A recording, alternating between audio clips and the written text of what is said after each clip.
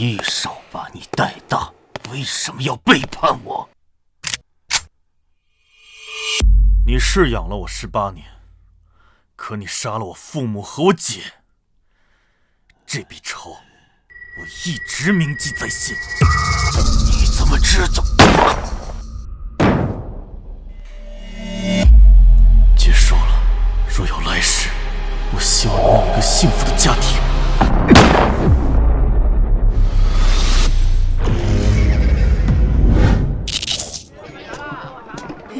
冰糖葫芦！哦，我要吃冰糖葫芦。来一串冰糖葫芦，多谢。喏。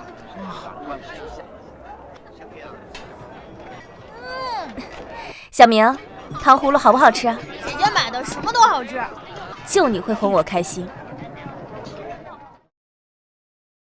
没想到我临死前许的愿望竟然真的实现了，这一次我一定会守护好家人的。死人了！死人了！死人了！怎么了？哎，等等，哪里死人了？事儿啊？对啊。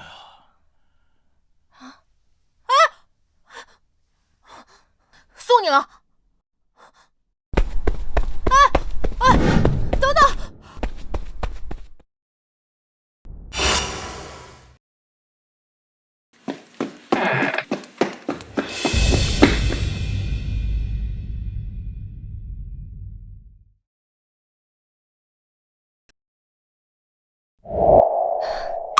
没气了。小明，你待在这里不要乱动，也别让旁人进来，我去报案。姐，你小心点，说不定犯人还在周围呢。好，我知道了，你自己多加小心。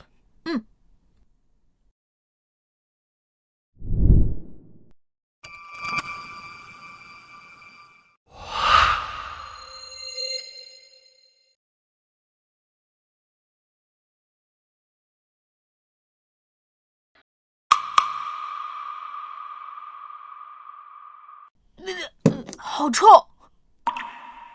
等等，气味怎么有点熟悉？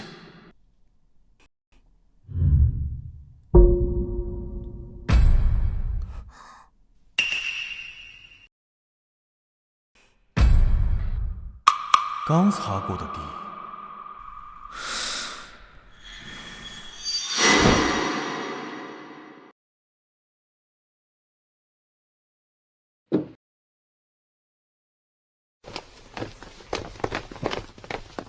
都头就在里面。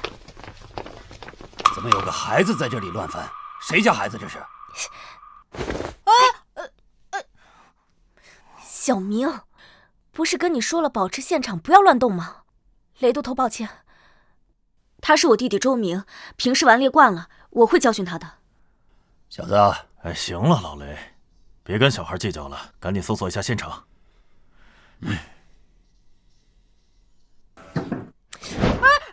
别打姐，我也是想帮你破案的。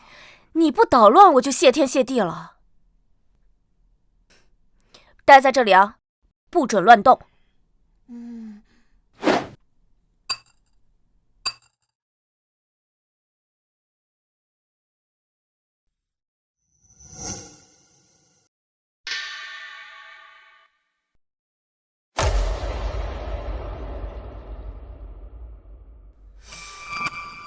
督头，死者身份已经确认，原是宜春楼的红官，名为晚霞。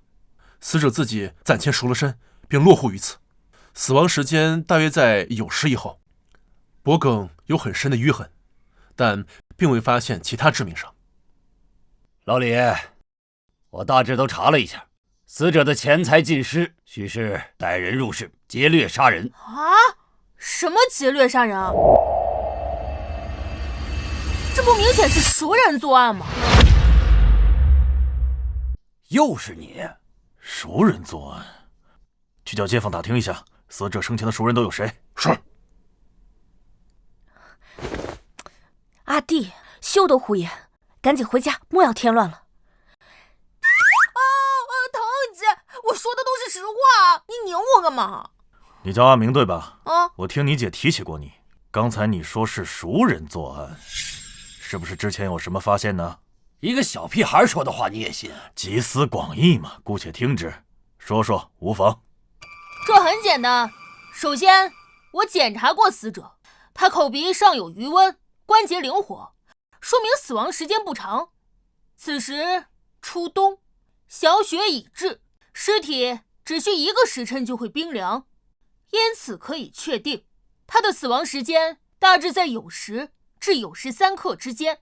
屋内钱财被抢，却无打斗痕迹，尸体更无移动痕迹，说明死者是在床边毫无防备时被勒死，这符合熟人作案的特点。你可曾告诉过他死者断气时间呢？雷督导，小人开验过后就只跟您说过呀。等等，屋里没有任何的打斗痕迹，也有可能是凶手突然袭击。死者是一名女子，她可能来不及反抗，就被别人从背后控制。你如此武断地推出他是熟人作案，小子，别不停装懂，满嘴胡言。你说的也是一种可能，但很明显你忽略了一个最关键的地方，那里是死者平日里藏钱的一处隐蔽之所，我也是察觉到那里的布块被人动过才发现的。请问死者至今气绝不足1个时辰，假如是劫掠杀人，他怎么可能会在这么短的时间之内这么精确地找到藏钱的位置？我检查过其他地方，均未被动。假如凶手真是在寻找时瞎猫碰死耗子，恰好发现，那么多少也会动些其他的布块。由此可见，凶手早就知道那里藏了钱，而这等隐秘地方，一般熟人也不会知晓，必是极为亲密之人才行。哼，以上，雷都头还有什么问题吗？黄口小儿，信口雌黄，凭一处佐证就敢下判断啊！破案岂是如此儿戏之事？哎呀，老雷，你和一个小孩计较什么呀？督头，那3名与死者交往密切之人已经带到，带进来。是，带进来。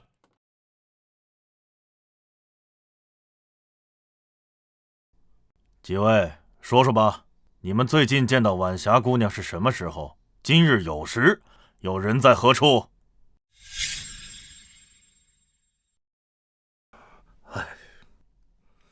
小生与晚霞姑娘乃是宜春楼的旧相识，我俩情投意合，常常吟诗作赋。便是她赎了身，也未曾断过往来。说重点。今日小生偶得一佳作，本想与姑娘分享，便于申时6刻前来寻她。只是她言身体不适，留我喝杯茶，便请我走了。之后再未见过。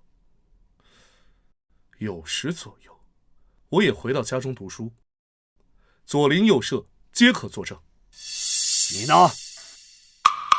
你们该不会是怀疑我杀了他吧？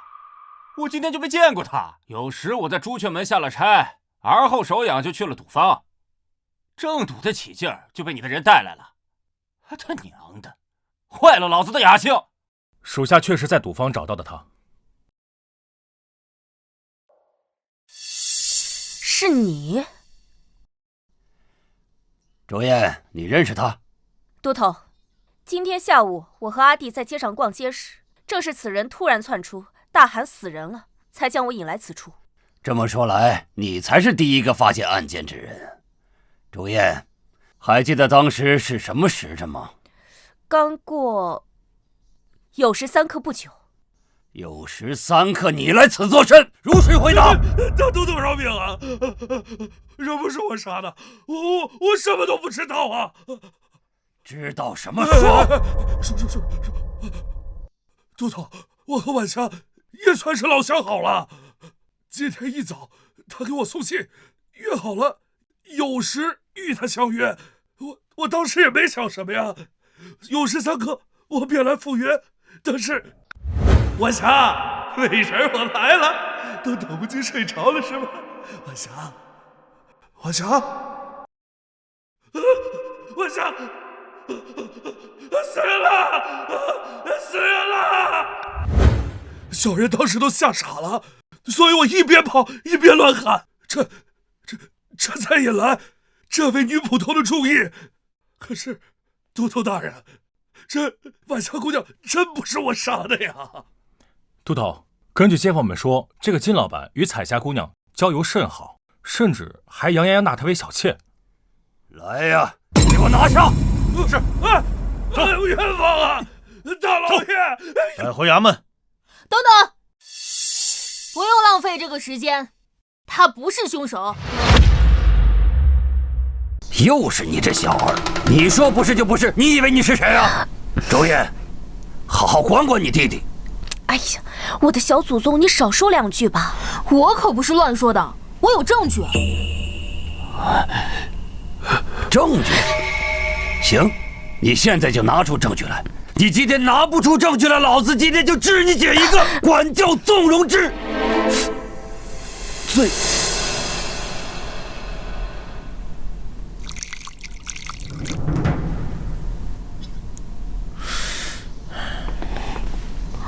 别紧张，先喝口茶压压惊。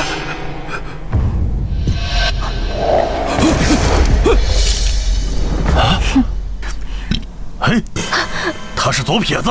左撇子怎么？终于意识到了吗？还不算太蠢。晚霞脖子上的勒痕是左深右浅，走势也呈左高右低的倾斜，很明显，凶手的惯用手是右手，而他……周小郎君，你是什么时候发现他是左撇子的？很简单，他进来的时候我就观察到了。他左手中指第一关节处茧子很厚，正常而言，只有常年握笔才会如此。而他的右手相同关节处，则光滑得多。以上足以确定，他平日里都在用左手写字。另外，他左手掌缘虎口处茧子又厚又硬，这是常年使用剪刀才会留下。与之相对，他的右手对应部位处则很干净，但他的右手食指和中指根部却又有茧子，说明他平日里会用右手辅助按压和固定物品等。以上，他是左撇子的概率超过了90%。还有什么问题吗？就算他不是主犯，他和这件事也脱不了关系。酉时3刻来找死者，和死者遇害的时间相符，怎么看他嫌疑都重大。你买凶杀人会准时赶到现场，然后把自己当成第一嫌疑人，网上买东西给好评是吧？你，你胡说八道什么呢？疼姐，轻点姐。你还敢胡说八道？这2位都头是我们府里的中流砥柱，人家破过的案子比你吃过的盐都多，你那点小聪明算什么？都头，对不起啊，我弟被我宠坏了。哎，行了，都多大人了，至少他给我们节省了时间吧，是不是？这个周小郎君，你非常不错啊。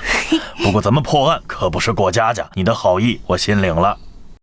只不过呢，这里是凶案现场，你就先回家去吧。啊，来人，给那个周小郎君带回家去。哎，不用，我自己会走。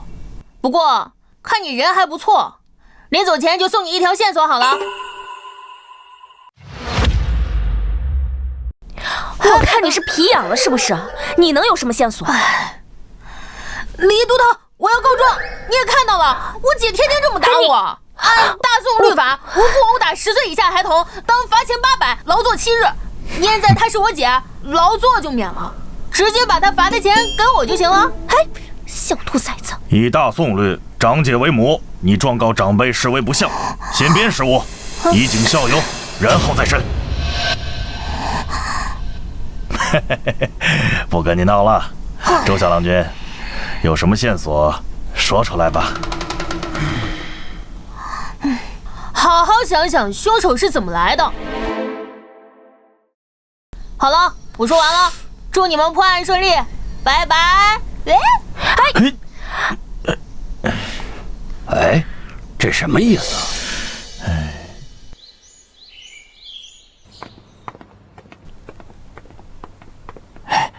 周小郎君，这里就是你姐的宫厅，她正与2个都头商议案件，你稍等片刻。多谢老伯。哎，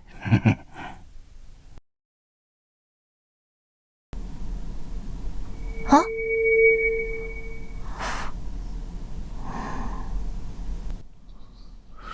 这是3天前的那个案子，他们还没破案。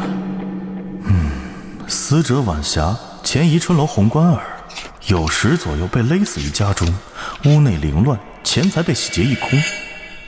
根据卷宗，最近半年有3人与他走得最近，皆是以前老主顾。这是那3人的口供。我明白是怎么回事了。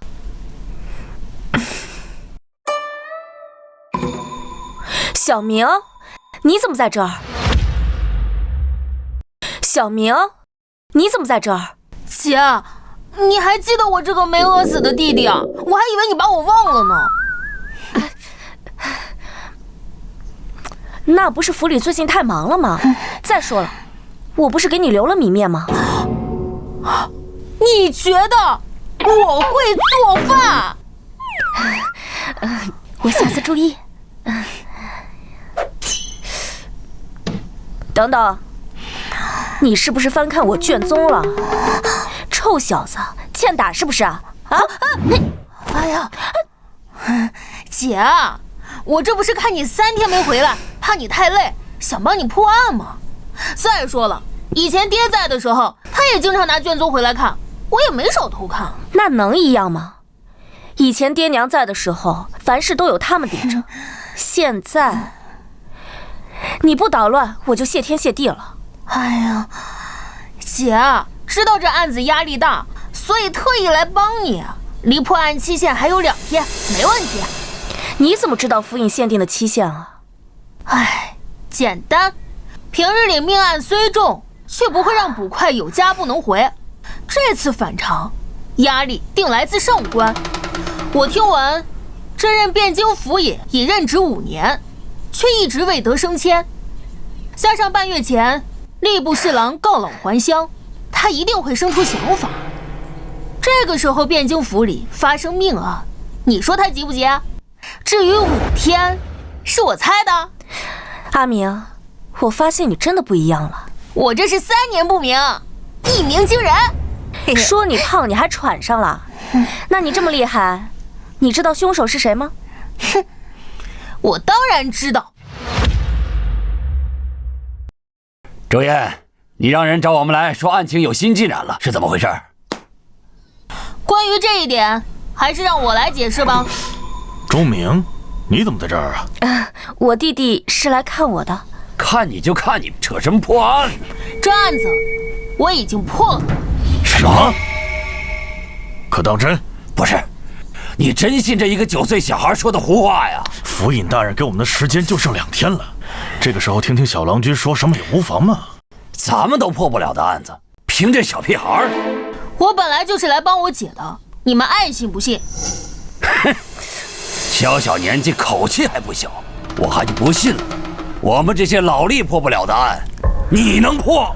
那要是我真破了呢？真破了，老子随你处置。好啊，那你敢不敢和我打个赌？怕你不是好汉。哎，老雷，你和一个小孩，你赌什么赌？你别拉我，今天非杀下他的气焰不可。赌注是什么？要是我赢了，你从今往后在府衙里见到我姐就得客客气气的，她说什么你就听什么，不许犟嘴。我输了当你儿子都行。你输了呢？我怎么可能会输啊？小兔崽子你！好，我要是输了，我姐随你处置，这总行了吧？一言为定。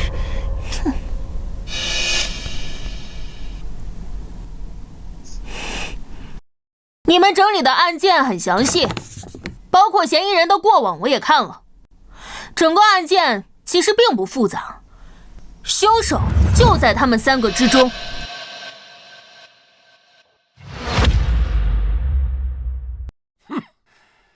我还以为能有什么高论。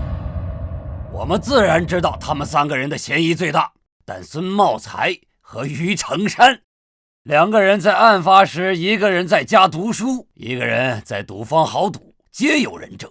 至于嫌疑最大的金世昌，之前不是被你亲自排除了嫌理吗？你们的断案思路错了。我那天说死者丢了不该丢的隐秘之财，你们愣是一个字都没听进去。什么意思啊？死者当天在家里等人。不是，谁告诉你的？很简单的推理，他的房间那天特意打扫过，桌子上放了一碗刚喝完的残羹，茶壶里的茶叶也是新的。这一切都说明他在等人，而这个人必然与他非常熟。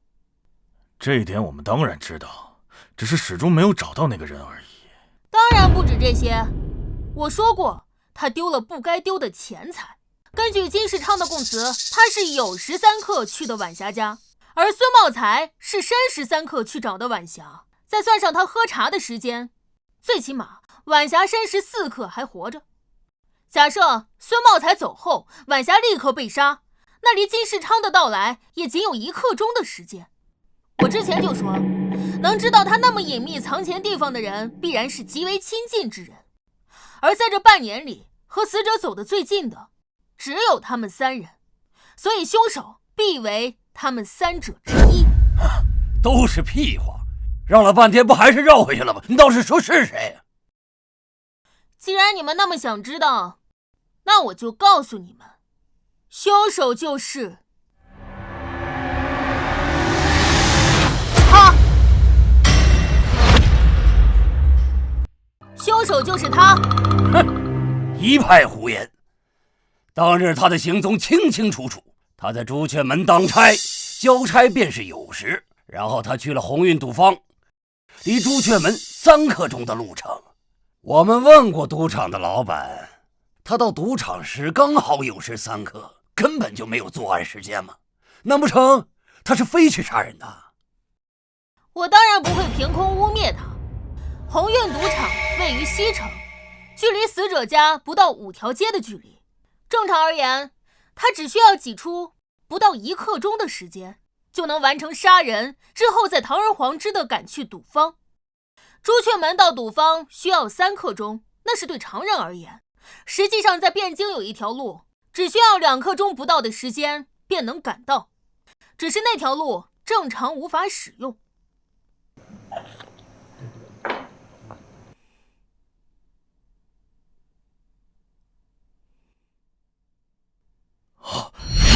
你说的可是汴河？不错，正常穿街过巷当然费时费力，不过走水路那就大不一样。而恰巧汴河是一条南北走势的河，只需要走水路就能刚好节省1刻钟的时间。这只是你的臆断，根本就没有证据。况且汴河只有在漕运时允许行船，现在如何能行走？谁告诉你他坐船了呢？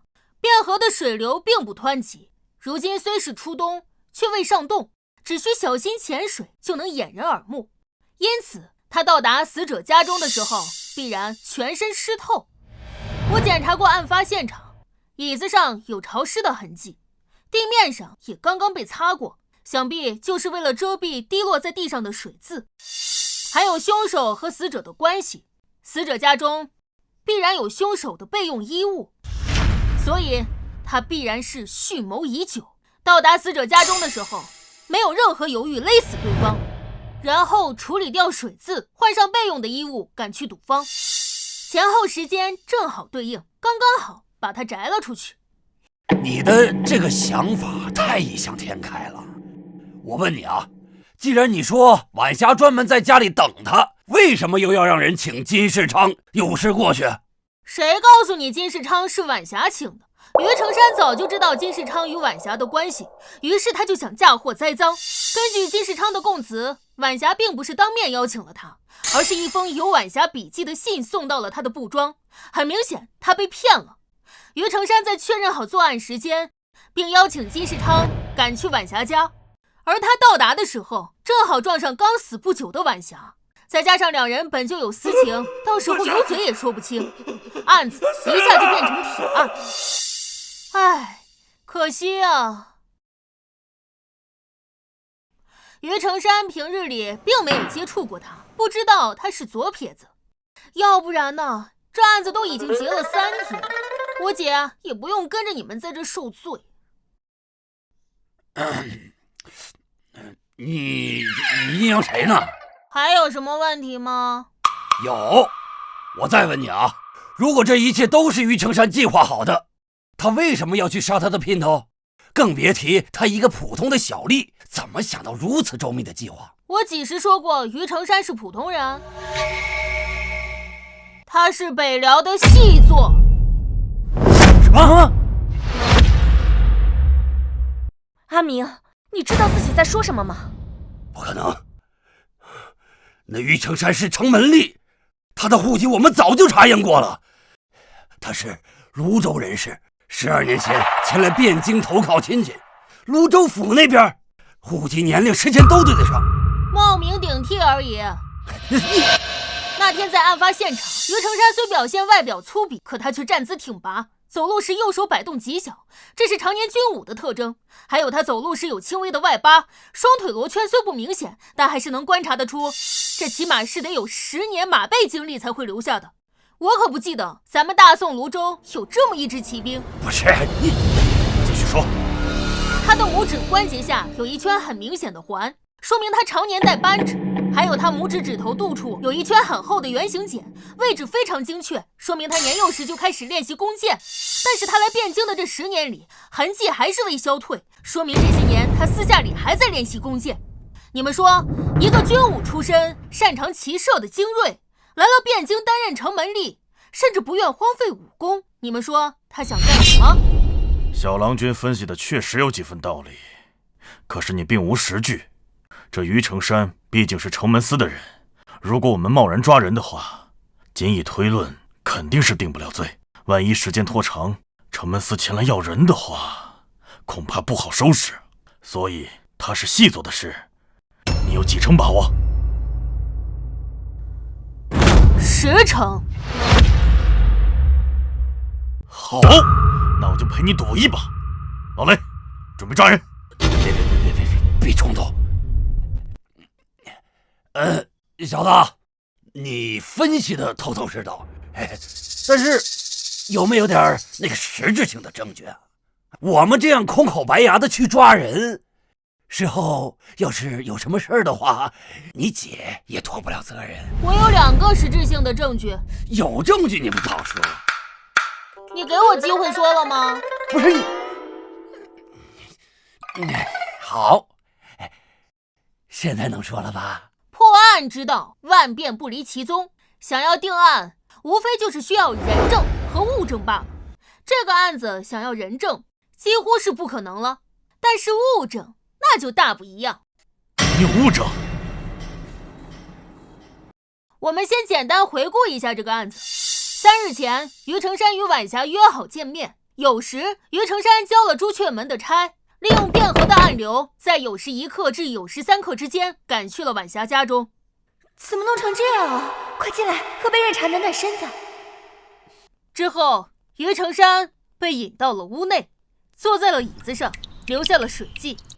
于成山并没有多待，因为他知道金世昌可能随时都会来到。我去给你拿干衣服去。所以他就趁着晚霞帮他拿衣服的时间里勒死了他。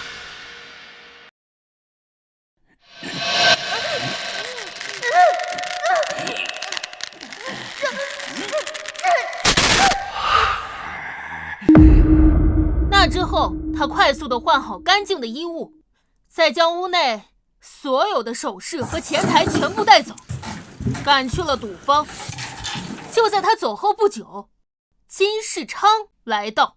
晚霞，美人我来了。发现没有，整个案件有2个最重要的物证。钱和那套湿衣服。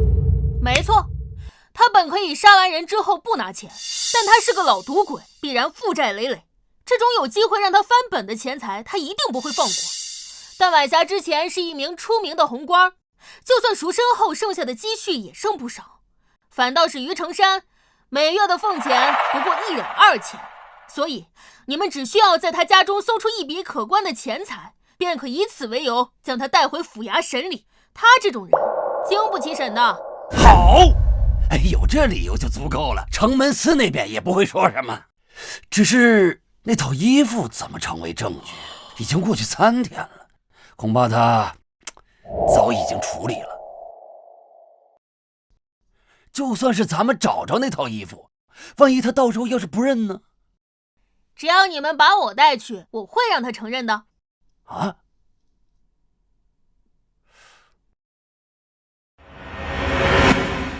姐，你派人去晚霞家的水井处。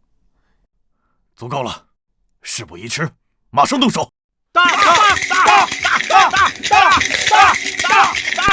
开！18点爆的，我又赢了！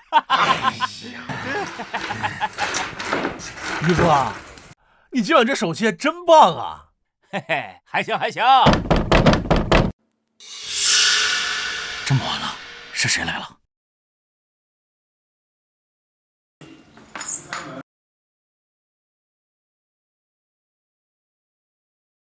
谁呀？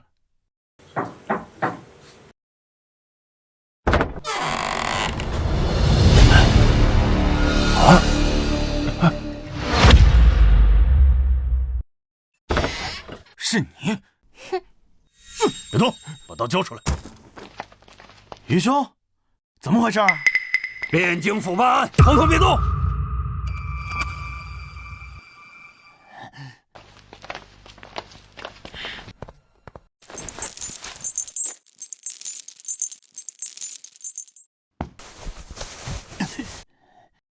汴京府，你们凭什么抓老子？老子犯了什么罪？老实点，我们怀疑你就是3天前杀害晚霞的凶手。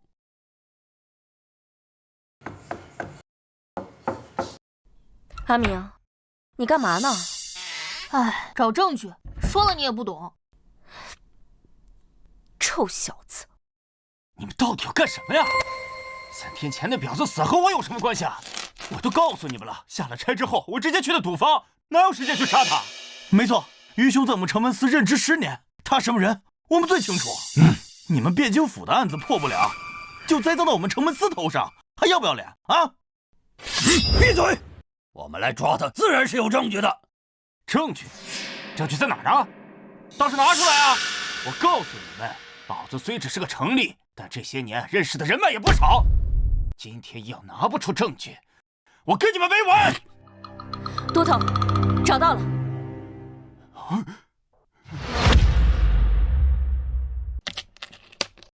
都头，清点完了，桌上董资共计23两8钱。都头，你们汴京府不是来抓人犯的吗？这怎么还查上赌了？我们4个人总不至于连这20几两银子都没有吧？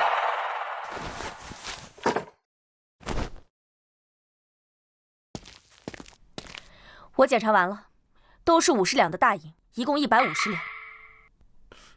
哼，23两白银当然可以有，可是于成山，你每个月月俸1两2钱，这150两白银是从哪儿来的？你们汴京府没事干了，老子有钱也碍着你们了。骂谁呢你？再敢无言，小心你的皮！好得很。你们今天最好把老子弄死，不然等老子出来，定去敲御史台的明冤果。你爱去哪儿鸣冤去哪儿鸣冤，但你现在必须给我解释这些白银是从哪儿来的。好，那我就告诉你，上个月我们朱雀门失火，是我提前洞察，并邀众人救火，保住了库中诸多器械。因为有功，户部特批了150两作为赏赐。不信，我在场的同僚皆可为证。对，你们还有什么要问的？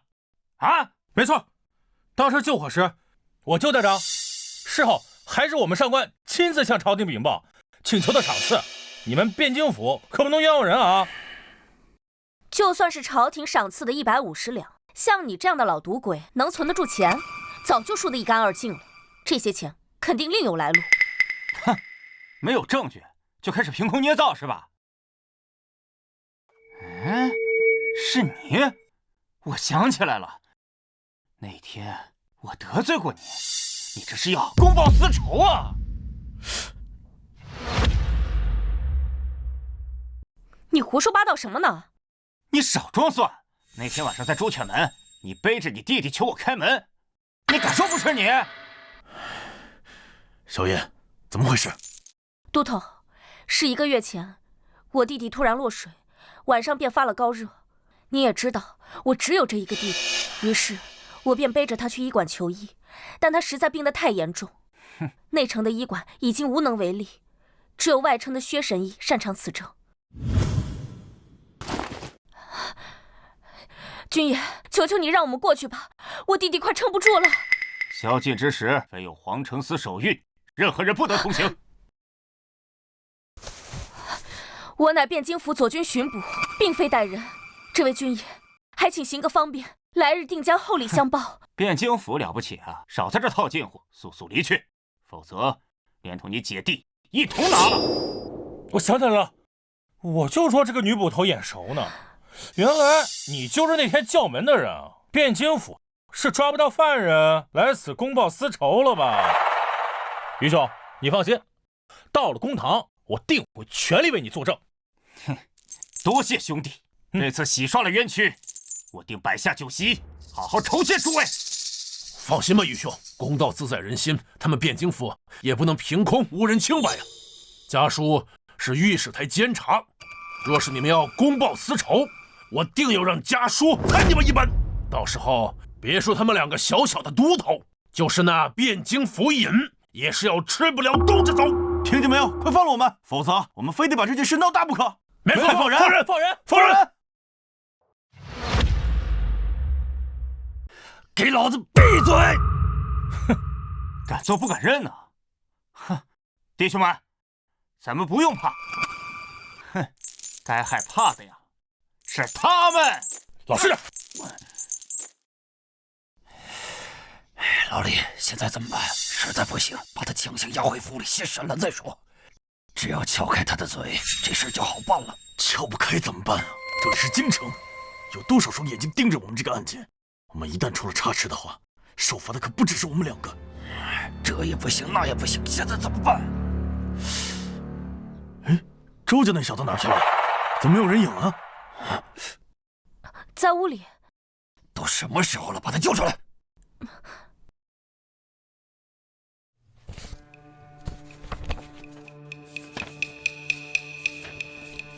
小明，快出来，雷都头找你呢。知道了，姐，马上来。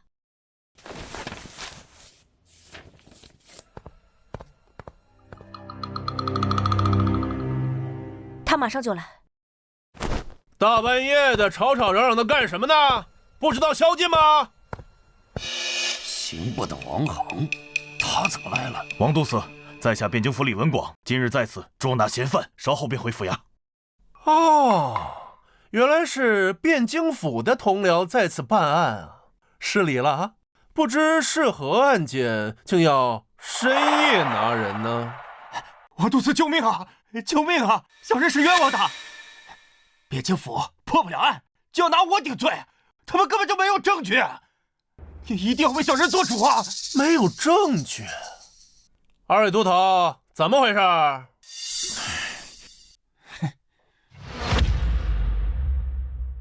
啊，都司，此人与3日前的杀人凶案有密切的关联，嫌疑巨大。只要让我们带回去审理的话，自然就会水落石出。带回审理？这么说，你们是真没有证据？王都司，这是我汴京府的案子，似乎与你刑部无关吧？放肆！我刑部监察天下典狱，复核诸多案件，你们没有证据就敢捉人，有栽赃陷害之嫌，正是我刑部监察之职。今日你们若拿不出铁证，休想把人带走。都司英明，你们听见没有？要是拿不出证据，就赶紧把我放了，否则王都司在此，定治你们一个滥用职权、栽赃诬陷之罪。周捕头，那东西已经捞上来了，果然在死者家井里。谁栽赃诬陷了？好啊，差点把你给忘了。都司，就是这女捕头陷害我。那天晚上，她要出城去，我为与她方便，她便怀恨在心，蓄意报复。啊，女巡捕倒是很少见呐。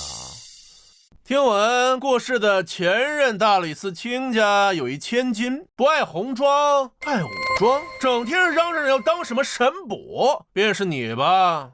要我说呀，这破案捉贼乃是男人干的事儿，你一个女孩子家的，断什么案子啊？不如在家多学学女德，免得日后啊找不到一个好夫家。我寻不寻得到好夫家，就不劳都司费心了吧。但断案之事不分男女，我没诬告，他就是凶手。都司您都看见了吧？这都到这个时候了，还这么气焰嚣张，简直是无法无天！您可要为小人做主啊！口说无凭，既是断案，便要拿出证据。若拿不出，就休怪我明日将此事禀告上书，治你们一个诬告辱人之罪。要证据是吗？好，我便给你证据。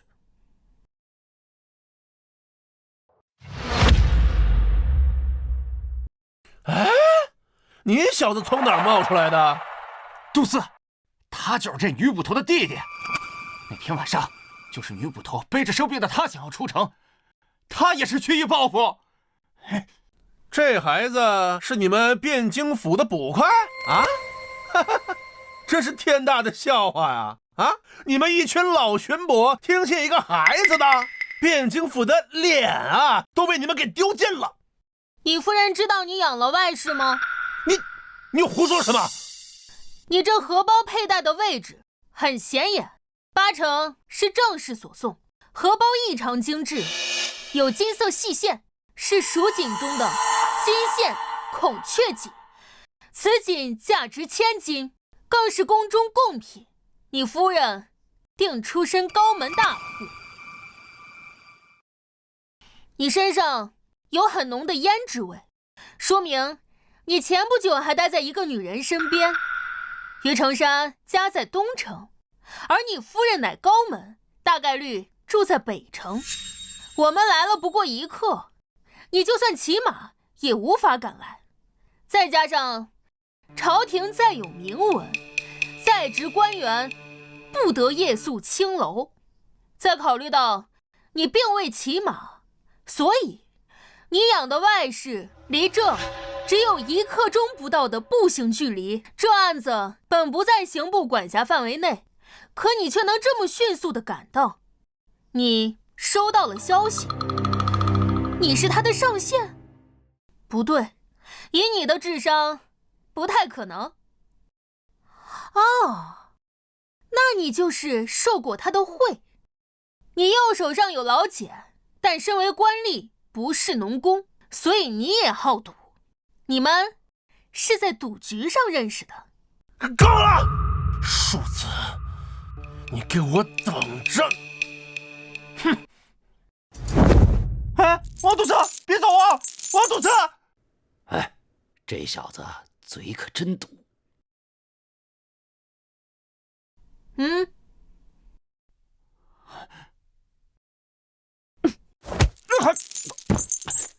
都到这份上了，咱们就开门见山。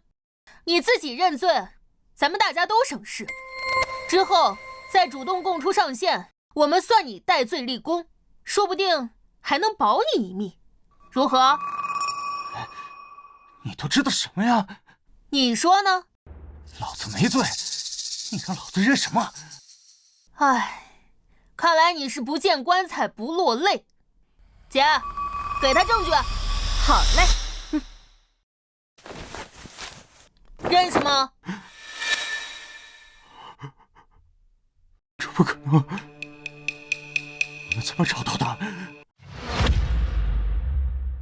若要人不知，除非己莫为。你们3个认识这套衣服吗？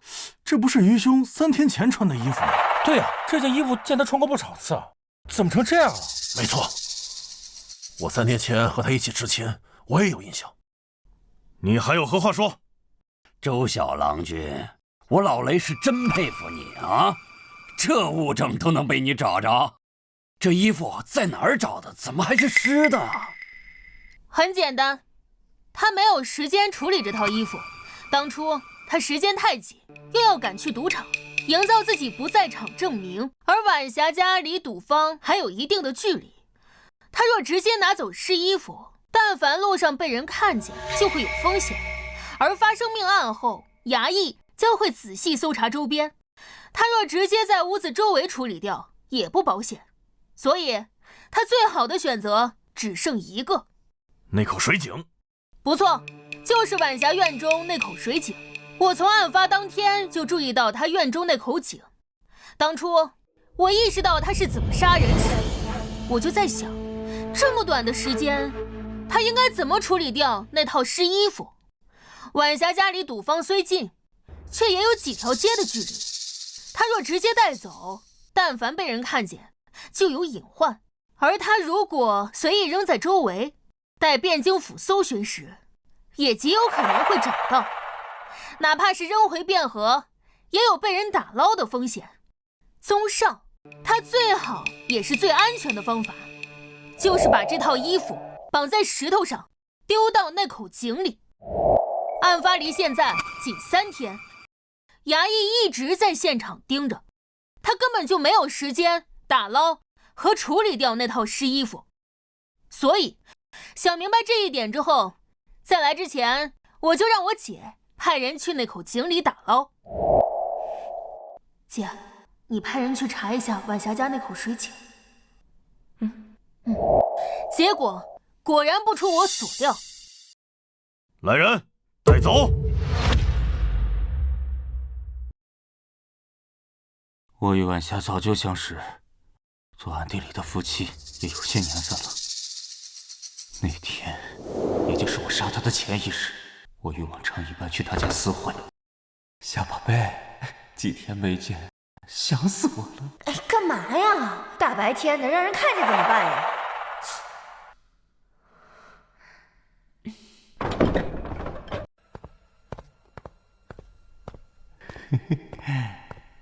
就咱俩这关系，还怕被人看见？别动我！你坐下，我有话要跟你说。那之后呢？他说了什么之后，你想杀了他？他就是个婊子，他该死！他之前明明说过了，赎身之后只想和我过日子，杀他都是便宜他了。这里是汴京府，仔细招来。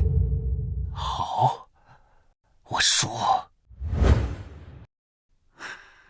有什么话不能到床上说去啊？我不想再这个样子了。你什么意思？一尺布庄的金老板答应娶我过门，日子我们也已经谈好了。今儿咱们就把话说清楚，分了吧。金老板，一尺布庄的金世昌。你不是说赎身之后和所有人都断了联系，只与我做一对恩爱夫妻吗？我不这么说的话，你能对我死心塌地的？恩爱夫妻，那些骗人的鬼话，你还真信？再说了，我跟了你3年，我提过多少次成亲之事，你可曾答应过我？我那是有不得已的苦衷。罢了，若你心意已决，那就随你吧。等等，你还想就这么一走了之？那你还想怎么样？这3年，你吃老娘的，喝老娘的，甚至连你的赌债都是老娘帮你还的。既然现在咱们要两清，你把这么多年我在你身上花的钱，你全部还给我，300两，1文都不能少。你是说他勒索你？对，人们都说无情戏子无义。哼，以前我还不相信，现在不得不信了。继续说。你疯了！我到哪去给你弄300两？那我不管，我警告你，你要是还不了我的话，我就上你们城门司去闹，闹得人尽皆知。到时候你城门立的位置也别想保住。你想干什么？300两不是小数目，我需要时间。这样，明日有时我下差以后过来，到时候把钱交给你。一言为定。那明天我在这儿等你。300两银子对我而言根本无法凑齐，我回家之后难以入眠，最终只能行凶杀人。第二天是你假借晚霞的名义邀请的金世昌，意图嫁祸。是。杀人之后，是你劫走了死者的全部钱财。是。钱财呢？被我熔成银锭了。你们在家里找到的那3枚就是。周燕，让他签字画押。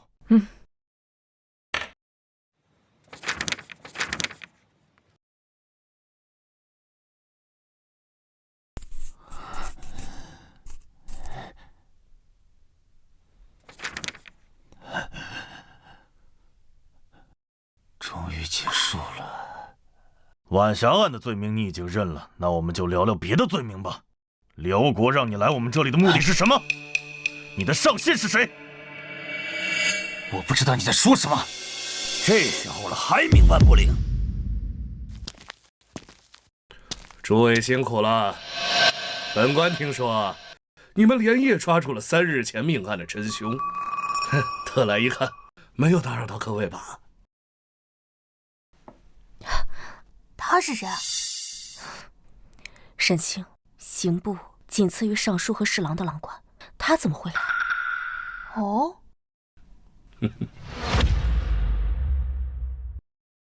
见过郎中。免礼。本官不请自来，诸位不必拘谨。他就是凶犯，可曾认罪？已经签字画押了。大人可否要看一下？周燕。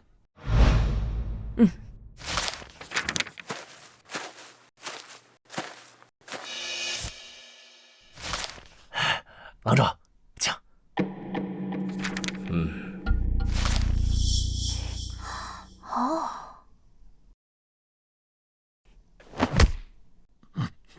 干嘛？快去。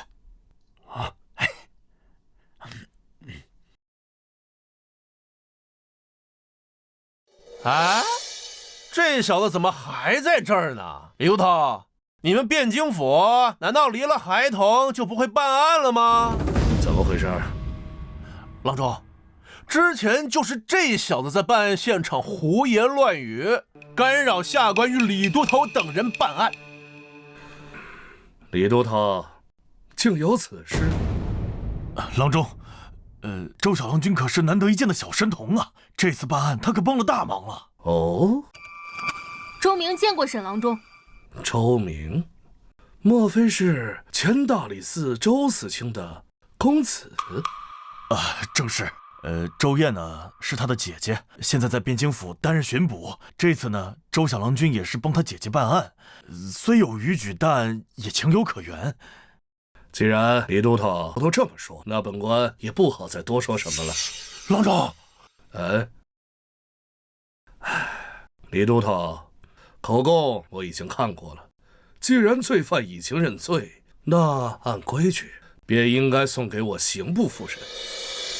这择日不如撞日，本官现在就把他提走，好吗？郎中，这恐怕不符合规矩吧？如果按程序来说，此等重要的犯人移送刑部的话，需要刑部的文书，还有中书门的命令才行。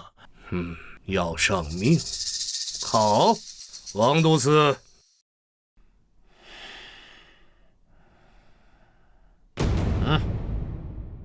这是刑部文书，中书门下的命令，看清楚，人我可就带走了。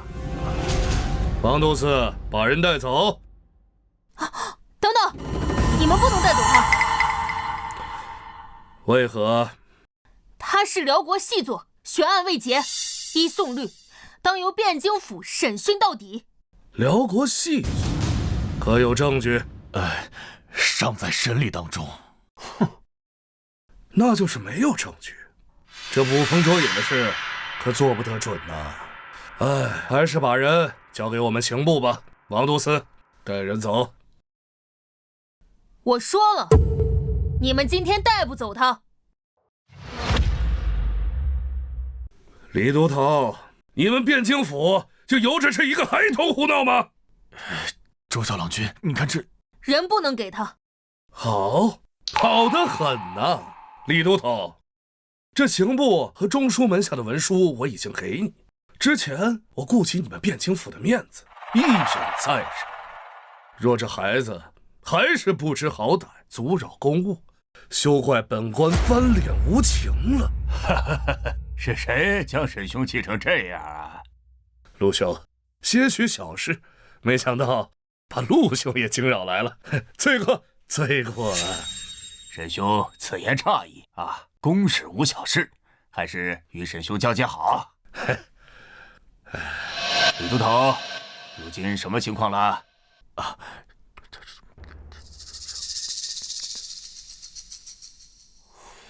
胡闹！既然有中书门下和刑部文书，为何不让他们提人？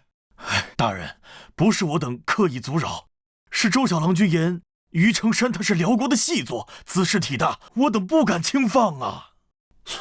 还周小郎君，哼，一个9岁娃娃的话你们也信？真是滑天下之大稽！冤枉啊！冤枉啊！小人这样的哪会是什么细作？沈郎中、府尹大人，你们就算把小人审死在牢里面，我也什么都不知道啊！放肆！府尹大人面前岂能任由你胡言？再不住口，大刑伺候！沈郎中，按理说，你有中书门下和刑部文书，我们不该阻拦。可你也知晓，这辽国和大宋乃是百年死敌，这细作之案关系甚大，不怕1万，就怕万一呀！万一出现什么差错，本府可担待不起。不如今日你先回，犯人让我再审几日，若真审不出什么问题，再交给刑部，如何？陆府也说笑了。这中书门下和刑部的文书俱在，我若是这么回去，他也不好交代呀。自不会给沈兄带来麻烦。3日如何？汴京府再审3日，即刻送往刑部。太久了，就今晚。用不了这么久。让我来审，我现在就能让他招供。笑话，黄口小儿也会断案？陆府尹，你们汴京府该不会连办案的本事都没有吧？我们汴京府人才济济，何须外人？李都头，雷都头，你们立刻审案，务必以最快时间审出结果。是。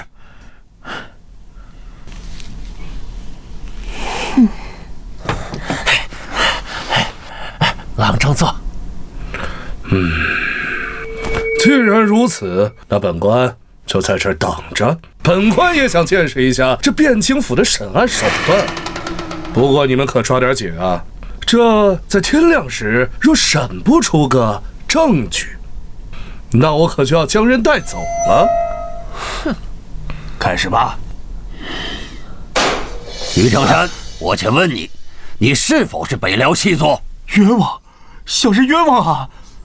小人是杀了晚霞，但那是因为那女人贪得无厌。至于什么北辽细作，小人当真不知啊！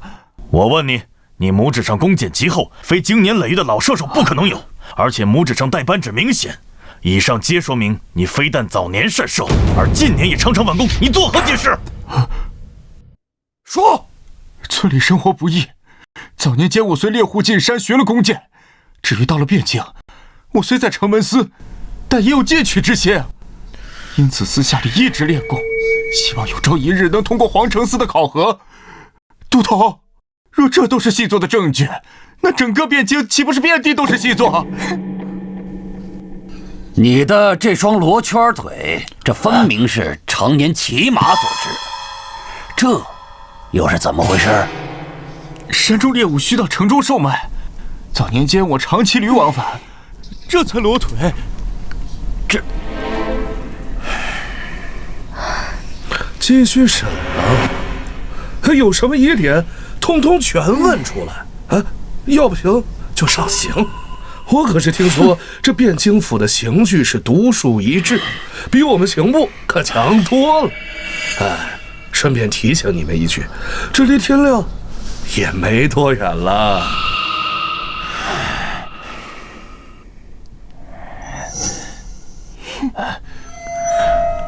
周小郎君，干什么？小郎君真能让这厮认罪吗？你不信，瞎问什么？好，我愿立军令状，我若审不出来，就把我姐赶出汴京府。小明，行吧。那倒不必。我说完了，该你了。我？对啊，我若审不出来，甘愿受罚。但我若要是审出来了，那是不是也该有赏呢？不过我年纪还小，要赏赐也没什么用。如果我审出来了，就直接把功劳算在我姐头上。好，既然你那么有信心，那我们就一言为定。陆兄，你不会真的相信这孩子能审出什么来吧？沈郎中此言差矣。自古以来，年少成名者不在少数。甘罗12拜相，项佗7岁为圣人师，曹冲6岁称相，便是本朝亦有燕相14高中。我观周小郎君亦有此相。人皆言陆府爷豁达从容，今夜深谈，才发现这陆府爷也深谙自我安慰之道。夜深了，陆兄回家的时候要好好补觉，兴许梦中能和甘罗相佗一见呢。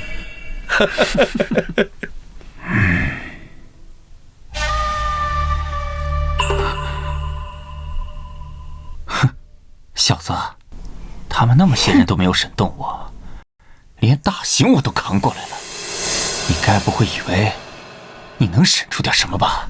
谁说我是来审你的？你是辽国间谍，这一点都摆在明面上，根本就不值得一审。小小年纪，大言不惭。于成山，幽州人士，12年前奉辽国命令南下潜伏，伪造身份，混入汴京，后入职城门司，一直窃取情报，暗中串联上下，为辽国走私盐铁等违禁品。不敢相信我怎么知道这些的吗？好，那我今天就让你死个明白。都到这份上，你该不会还心存侥幸，认为自己能活下来吧？你说什么？我听不懂。听不懂我就揉碎了，好好跟你解释解释，也让你明白你现在的真实处境。像你这样的探子，一般都是精挑细选出来的，培养不易。你虽职位不高，可朱雀门的城门吏却是重要位置，平日里能接触到很多关键信息。就算你被捕，也一定会有人来救你。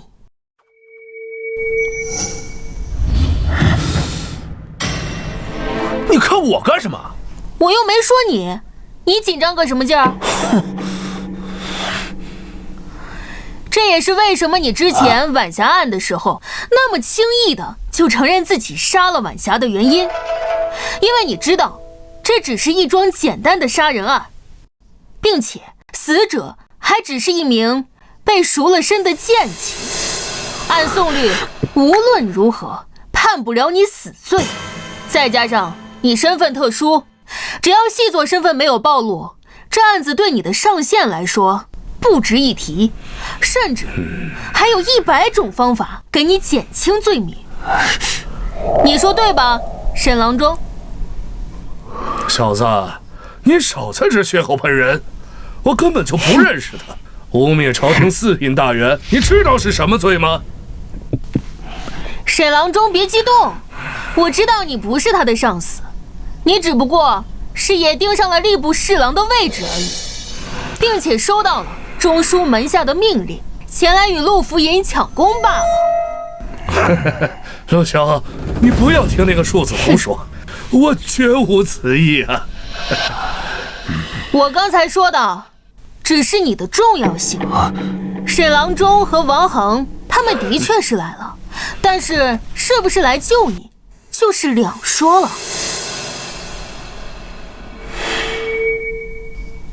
细作这种东西呢，潜伏的时候用处的确很大，但是身份一旦暴露，就会变得一文不值，甚至还会变成威胁，连带着一大票暗探全部带出来。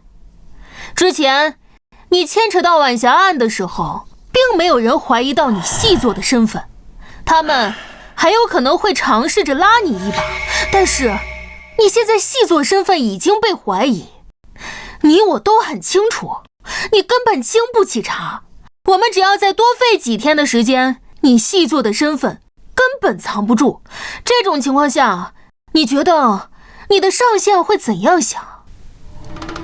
看来你也很明白，现在最想让你死的就是你的上线。我之前在你家说的话仍然有效，你主动交代，我们算你投诚，还会全力的保你一命，如何？我不是细作，交代什么？不愧是专业的暗探，你心里早就做好赴死的准备。你这种人替辽国死，唉，可惜。哼，庶子，你口口声声称他之为辽谍，可是他自始至终他都没有承认过，难不成就凭你一张空口就要定罪？唉，夏虫不可语冰。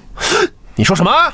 我刚才就说过，他是辽谍这件事都已经摆在明面上了，居然还有蠢货不懂，那我就勉强再来解释一下。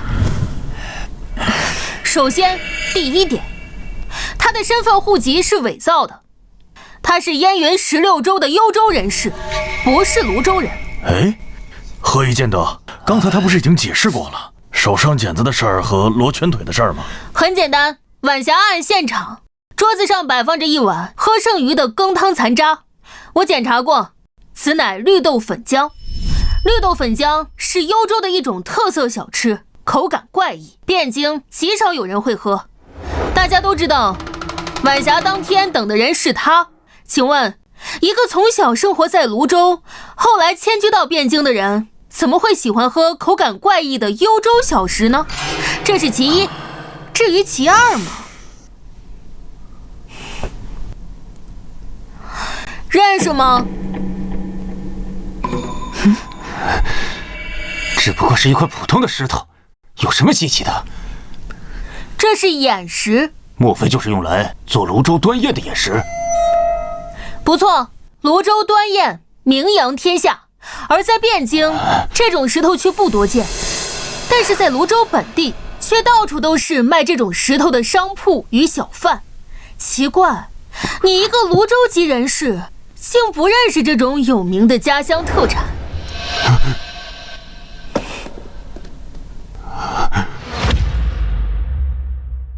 基于这两点，你就不可能是泸州户籍，再加上你手上的茧子和常年骑马的痕迹，于成山，你还想狡辩你出身泸州？我承认，我在籍贯上撒了谎，但我不是细作，我是幽云的汉人，只是受不了辽人的压迫，这才难逃，但又怕引起宋人的怀疑，这才伪造了户籍。但我真的不是细作呀！你不觉得你说的话很可笑吗？伪造户籍，在大宋伪造户籍，特别是迁到汴京来的户籍，你知道有多难吗？上上下下要打点多少关系，经过多少衙门，就凭你一个逃难来的普通人？我不是细作，我什么都不知道。夫人，到现在这小子还冥顽不灵，动大刑吧。不必，我会让他开口的。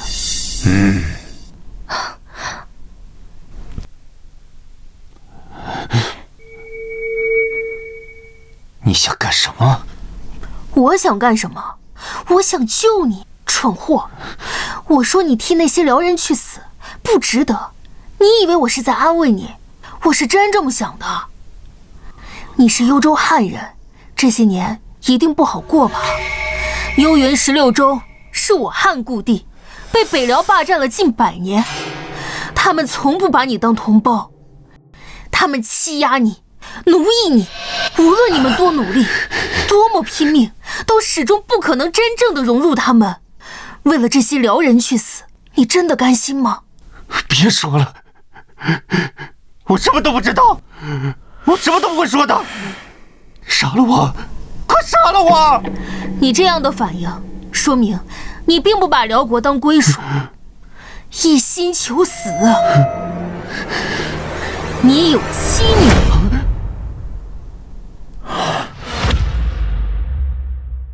你都知道什么了？我知道的很多，多得超乎你的想象。认识这个吗？哪来的？怎么会在你手上？还给我！我从你屋里找到的，在你枕头底下。是你女儿送给你的？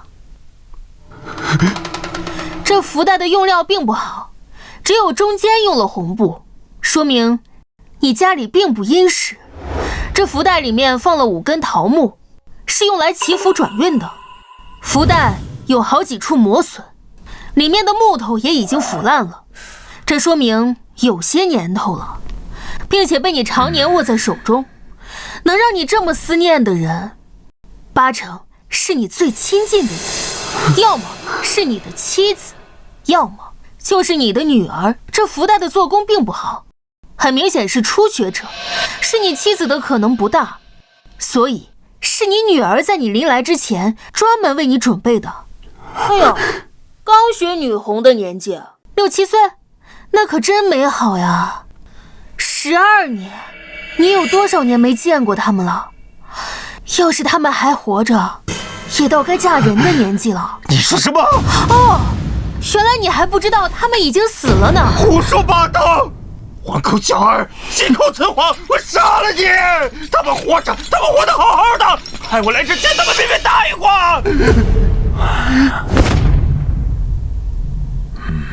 这么说，你承认你是被派来的了？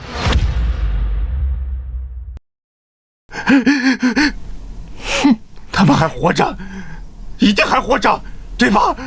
你都已经知道答案了，又何必来问我？你比我更清楚那群辽人的德行。你离开家门的那一刻起，家里没了男人，他们在燕云的下场，你比我更清楚。不会的，他们答应过我，他们答应我会照顾好他们的。你竟然相信那群辽人的信誉？你很明白，敌国间谍这种事情基本上都是有去无回的，而你踏入大宋的那一刻起，在那一群人眼里，你就已经和死人无异了。所以，你说他们对死人的家眷通常是怎样的？不，你骗我，我不信你，你骗我！信不信是你的事，还有什么想说的吗？唉，何必呢？现在你细作的身份已经坐实了，就算死撑着不交代，那无非也就是让我们汴京府多费些功夫罢了。听我一句劝，那后面的刑具可就不是靠意志就能熬过来的了。你现在主动交代，我还能请府尹保你一命。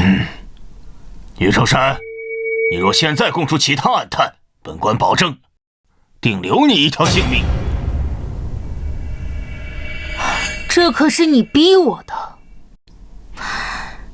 于成山，我告诉你一个秘密，其实你在大宋还有一个孩子。这样，我们做个交易，你主动供出上线，我就告诉你那个孩子的下落。我不信你，你先告诉我。好，但你要保证，我说了之后，你要主动交代你知道的一切。好。之前的晚霞案，你说谎了不是吗？这种9真1假的谎言最难揭穿。你当时说晚霞威胁你拿出300两银子，不然就天天去找你闹。但事实上，以你的手段，怎么可能会把一个娼妓的这点威胁放在心上？所以，他必然是拿捏到了你的痛处。他发现了你细作的身份。你这些都知道？这世间的秘密最难瞒的就是枕边人。我检查过晚霞的住处，还仔细看过汴京府的卷宗。晚霞的住处有许多与男人共同生活的痕迹，而那个男人，毫无疑问就是你。凭什么？那个婊子情人那么多，留宿的不知道有多少，你凭什么就断定是我？你错了，他只有你一个男人。不可能！不敢相信吗？也正常。我知道的时候也震惊了好久，但事实就是这样。根据汴京府对街坊和金世昌以及孙茂才的口供，自从他赎了身之后，这3年来在他家留宿过的只有你一个人，其他人哪怕是孙茂才和金世昌，他都保持着一定的距离。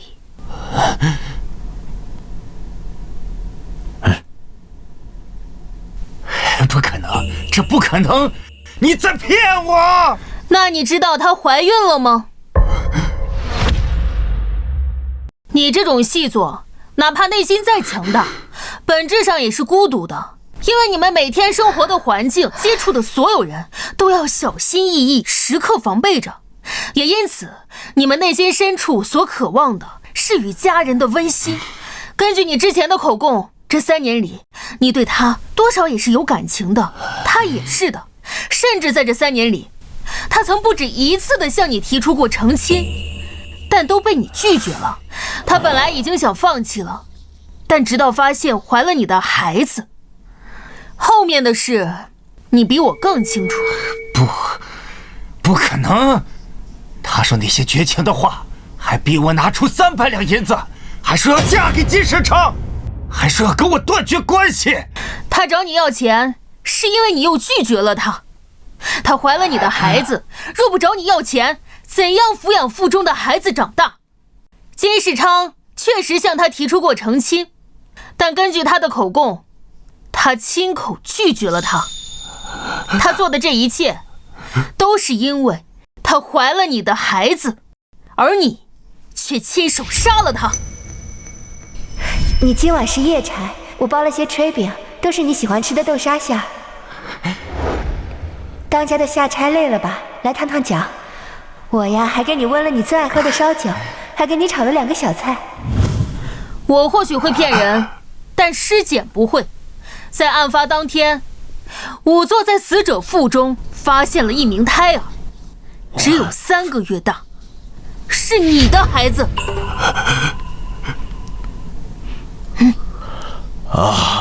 是啊，我都做了20多年的捕头了，还头一次见到这种场面。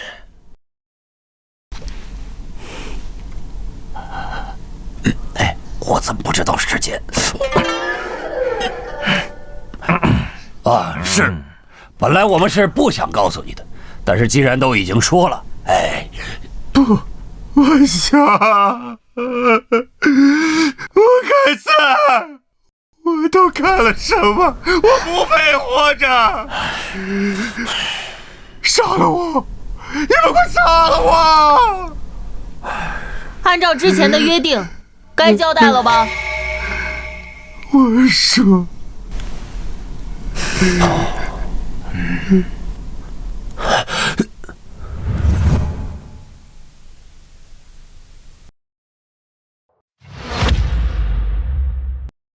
，2位都头，事不宜迟，立刻开审。是。你既然愿意交代，便从实招来，说你是受何人指派来我大宋，任务为何？你的上线是谁？你们用何种方式取得联系？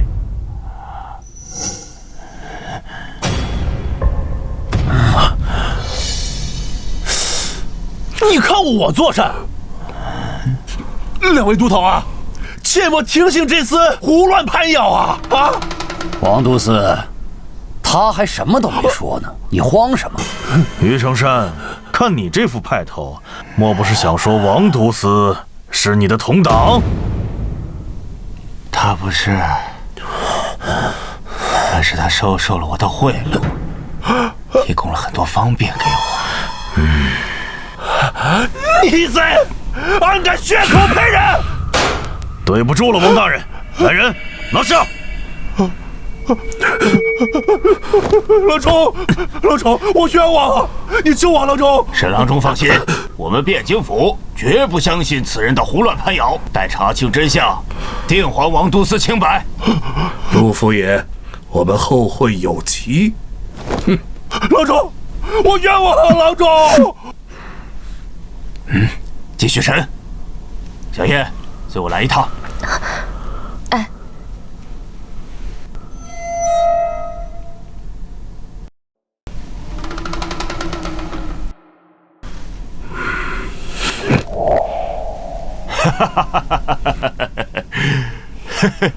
周小郎君，此次你可是首功，本官要好好赏你。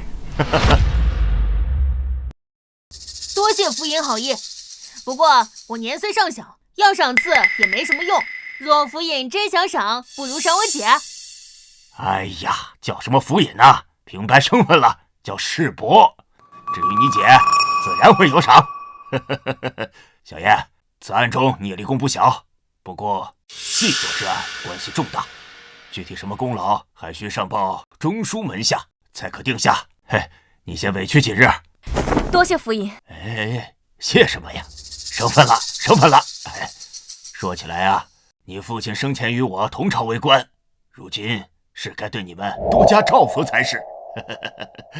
小叶啊，这几日你为这个案子奔波辛劳，不过本官接下来也有几日清闲，不如让你们休沐几日，一同前往城外的庄园玩上几日，顺便散心，你们意下如何呀？府尹好意，我和我姐既是府尹的好意，我们自不好拒绝。不知何时前往？哎，不过今日天气确实晚了，我还有些公务要交接，你们先回去歇2日，待2日后我派马车过来接你们。哎呀，我老了，已经熬不住了，我要先回去睡了啊。世伯慢走。哎呀，终于结束了，可累死我了。姐，我们好不容易有休沐，为什么要答应府尹去他的园子？我看那个府尹虽表面清正，但他印堂狭窄，有阴晦之相，不像好人。不可胡说，府尹官威极好，且对我有恩。若不是他力排众议，我这女子之身也当不上这汴京府的捕快。以后啊，不可胡说了。哦，那我不说他了。哎呀，累死了，我们赶紧回家吧。不过阿明，我竟没在尸检文书上看到晚霞怀孕了，还好你细心。不过这于成山也太坏了，自己的孩子都下手了。哎，姐，我骗他的，你还真信？不是，那你说晚霞对他一片真心也是？没错，他那个时候心态已经快崩了，我只能想办法添一把火了。还好他心已经乱了。其实我这番说辞漏洞很大，但凡是正常人都听得出来。嘿，臭小子，暗示谁呢？姐，我不是说你啊。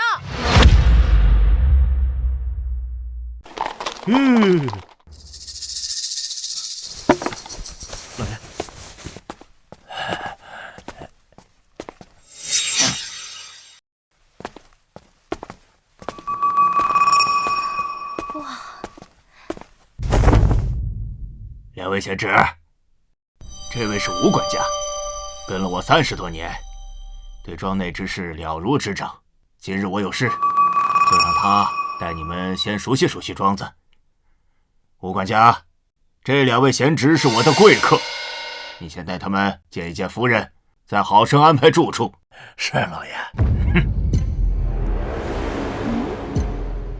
阿明，你发现什么了吗？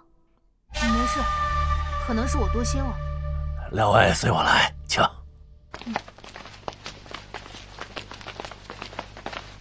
这庄子本是老爷的游玩之所，每月只有休沐时会来几次，日常都是柳夫人负责打理。这边，吴管家，您怎么了？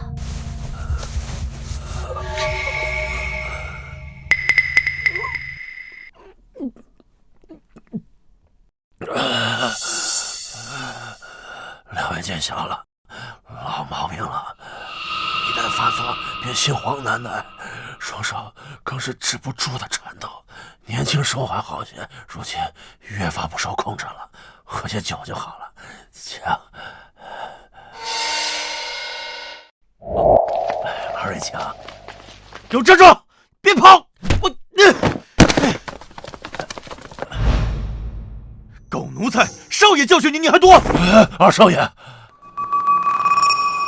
又是谁惹二少爷不快了？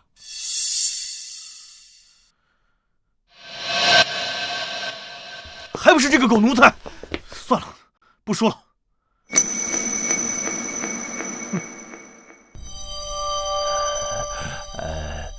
两位莫怪，这二少爷呀，一直是这个脾气，谁也没办法啊。不怪不怪，还是赶紧带我们去见夫人吧。好，来请。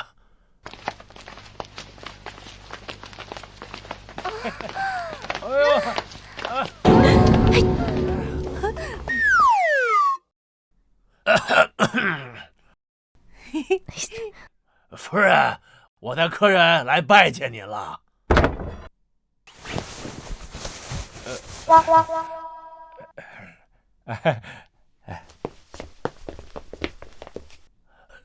这是曹医师，夫人常年体弱，在府里多是吃他的药调养。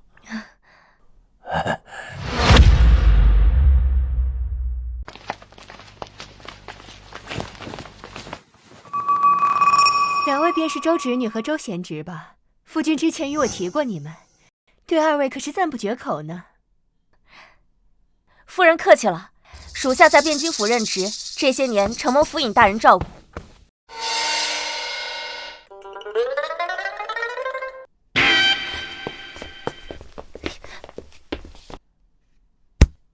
不得无礼！夫人，小弟顽劣惯了，您莫要见怪。令弟是活泼好动的年龄，我又怎么会见怪？吴管家，为二位准备客房，好生招待。是，两位请随我来。逆子，你给老子滚！老子没你这个儿子！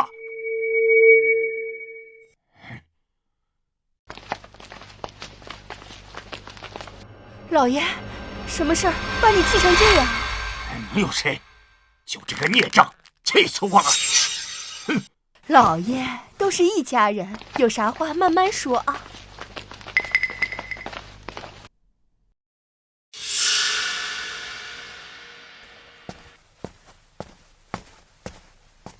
文成，你先起来，有什么事儿跟姨娘说。走开！哼，少在这装好人，惺惺作态。反了！这个逆子反了！我要把他赶出陆家！我没他这个儿子！哼！这里没事了，都散了吧，散了吧。我带两位去客房。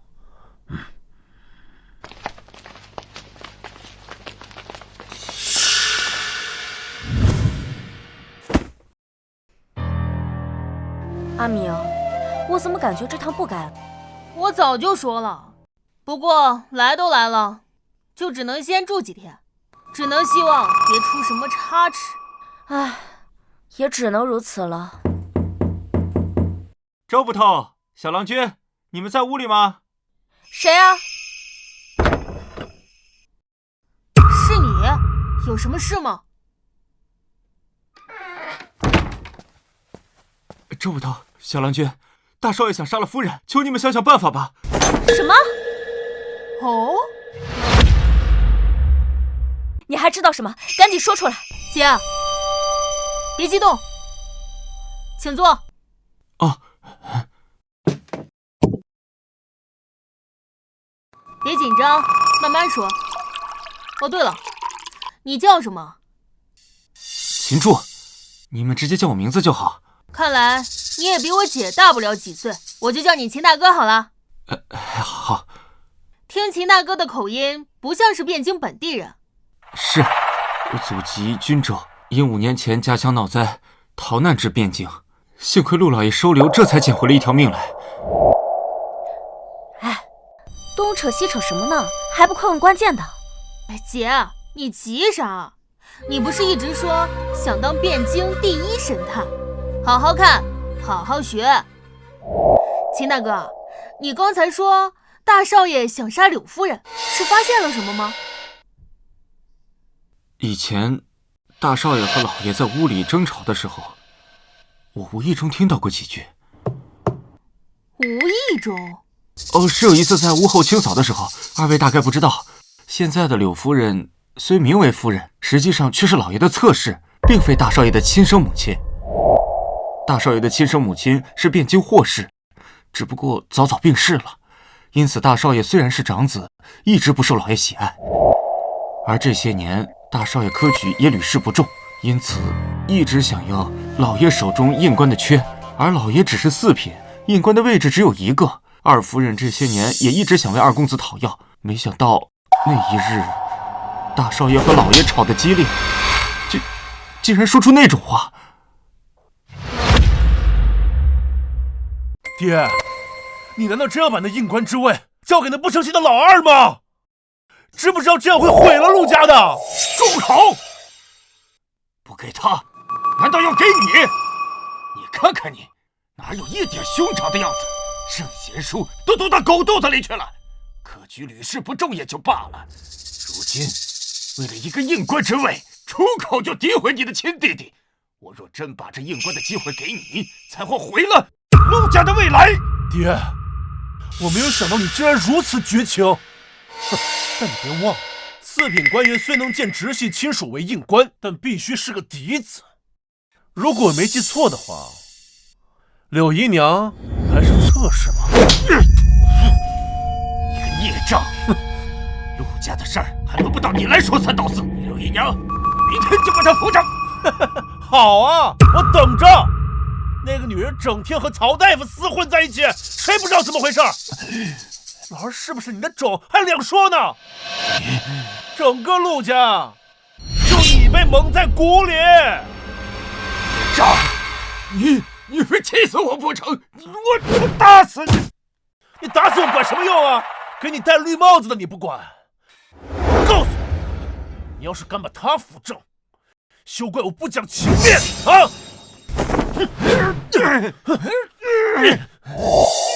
所以你认为不留情面就是下毒手的意思？是的，周小郎君，我来陆家5年，多少了解些内幕。当初老爷娶柳夫人的时候，霍夫人还在，只不过后来柳夫人受宠，霍夫人才郁郁寡欢。后来那些年啊，患了重病，才撒手人寰。因此，大少爷一直认为是柳夫人害死了霍夫人，双方关系一直不好。我明白了。最后一个问题，你为什么要把这件事告诉我们？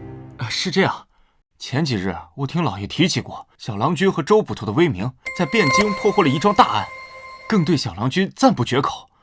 因此，我觉得如果是小郎君你们的话，或许能阻止些什么。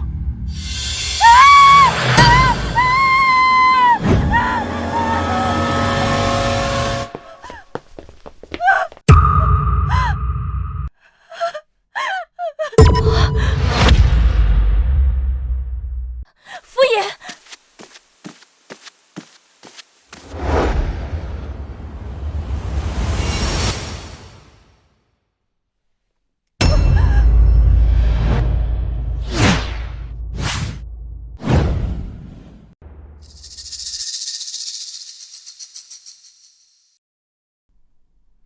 怎么回事？福音死了。什么？爹，你干什么？福音已经死了，你进来也做不了什么。如果你不想在现场留下不利于自己的证据，最好别跨过这道门。姐，你会骑马，你现在以最快的速度赶去汴京府报案。至于你们，在汴京府的人来之前，谁也不许进入现场。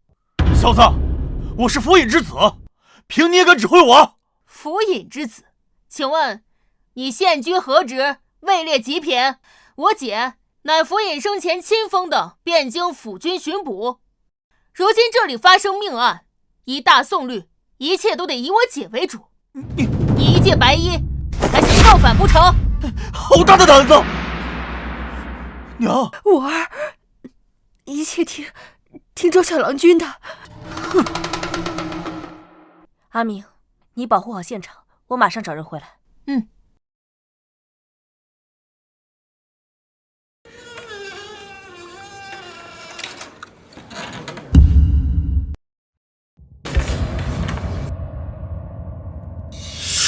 柳夫人，您是拿钥匙开的门，门之前是从里面反锁的。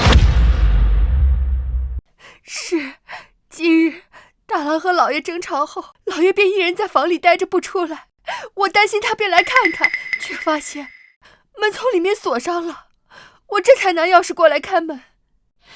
却不想，娘，放心，这还有我呢。在汴京府的人来之前，我有一些问题想问一下诸位。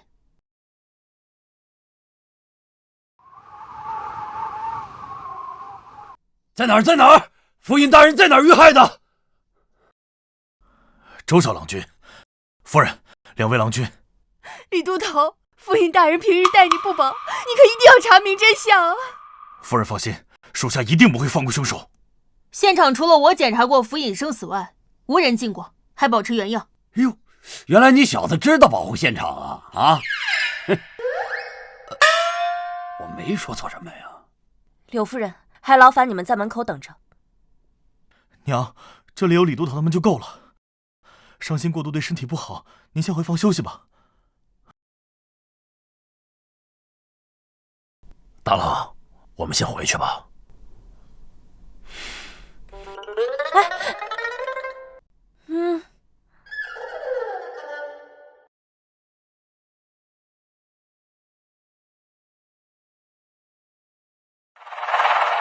哎，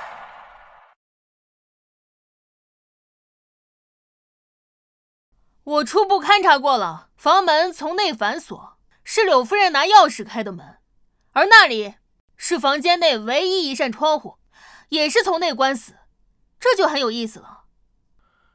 周小郎君的意思是，密室杀人案。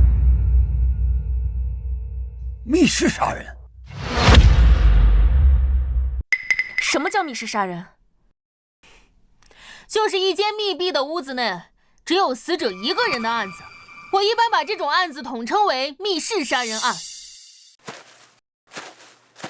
一般来说，各种案件，密室杀人案是最难破的那一类，但也有例外。府尹脖颈处有伤口，极细，交于后颈，是被人勒死的。凶器是一种极细的线。极细的线，那是什么？琴弦、风筝线、弓弦、千锤百炼的铁线，这些都有可能。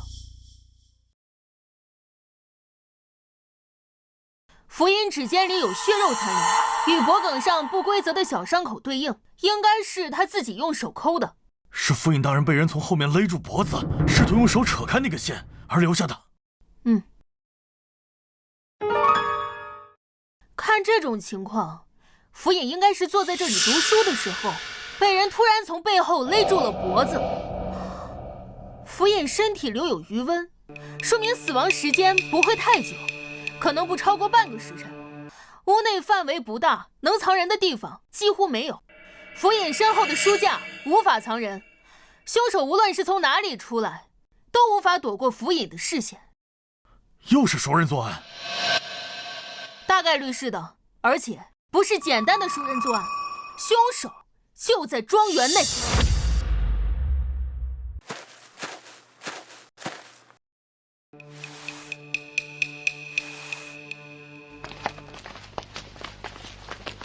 周小郎君，你可是发现了什么？很简单的推理，陆府尹死亡时间太短，庄园又在城外，如今又是大白天，想要行凶，就必须得先潜入庄园，之后在极短的时间内逃离。再考虑到是熟人作案的因素，凶手大概率就是庄园内的人。我检查过了，凶手没有留下明显的线索。阿明，平日里府尹待我不薄，如果你发现了什么，一定要早点告诉我们。放心吧，姐，我一定会尽快破案的。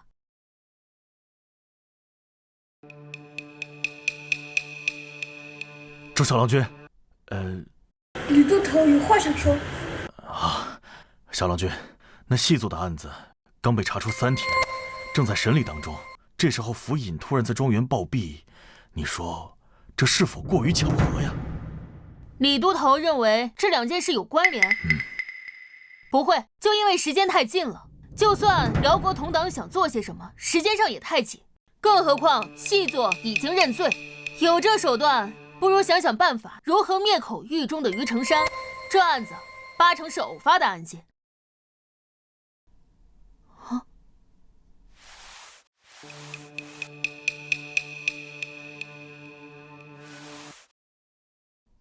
哎，上面有血，是凶手留下的。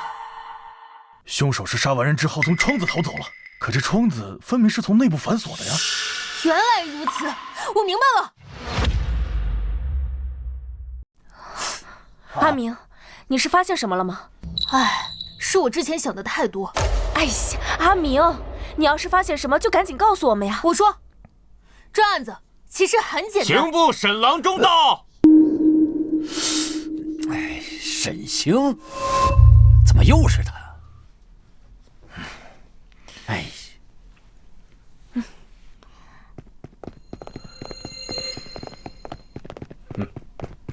还真是巧啊，咱们又见面了。见过沈郎中，不知郎中前来何事？府尹枉死，本官自然是来查案的。沈郎中，这不对吧？府尹之案虽是命官之案，却也是凶案，依属地该由我汴京府负责，待出结果交予刑部复审。沈郎中，如今便来，莫非又有上谕？放肆！本官乃刑部郎中，朝廷正四品官员。你一个连品都没有的都头，竟敢与我这般说话！郎中此言差矣。雷都头虽只是汴京捕吏，但依宋律，汴京境内的命案都由他来负责。沈郎中虽位高，却无权过问此案。难不成沈郎中比宋律更大？在我们大宋境内，自然一切依宋律行事。但你说我无权过问此案，却也不见得。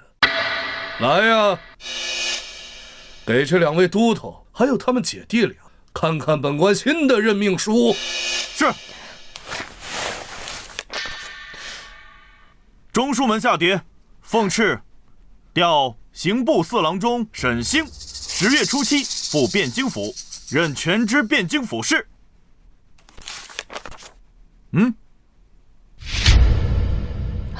这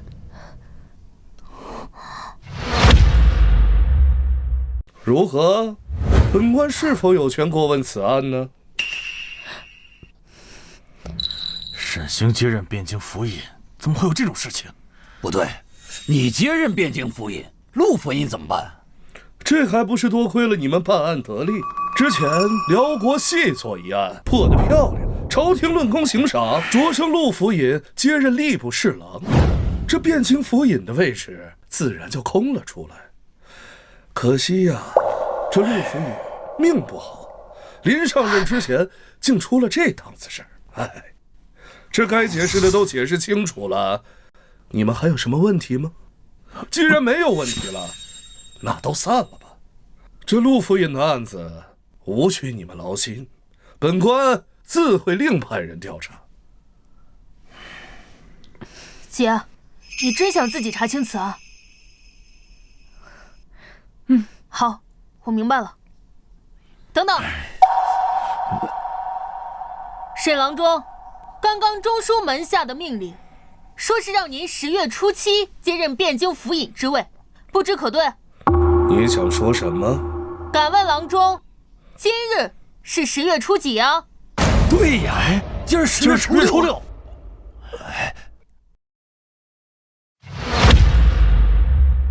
今儿10月初6了。也就是说，按中书门下的命令，沈郎中明日才是汴京府尹。小子，你当真闹得如此难堪吗？可别忘了，你姐今后可还是在汴京任职。陆府尹与我有恩，今日遇害，若是抓不到真凶，我万难心安，还请郎中成全。好得很。你的意思是说，这个案子要由本官来查，便查不出真凶，无法给陆府尹一个公道吗？我不是这个意思。你最好不是。郎中，府尹遇害，我等府中老人皆悲痛万分，希望能早日查出真凶，以为府尹在天之灵，望郎中成全。成全。你们是铁了心的要跟本官作对，那本官就成全你。不是说本官明日才上任吗？好，那本官就给你们1天时间，本日内你们若破了此案便罢，若不然，明日本官就治你们一个办案不力之罪，都给我等着办！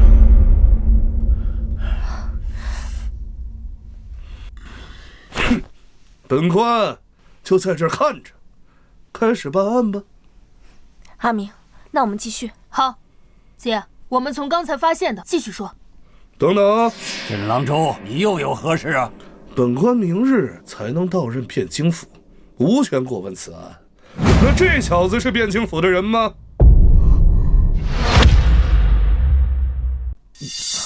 郎中，他是我弟弟。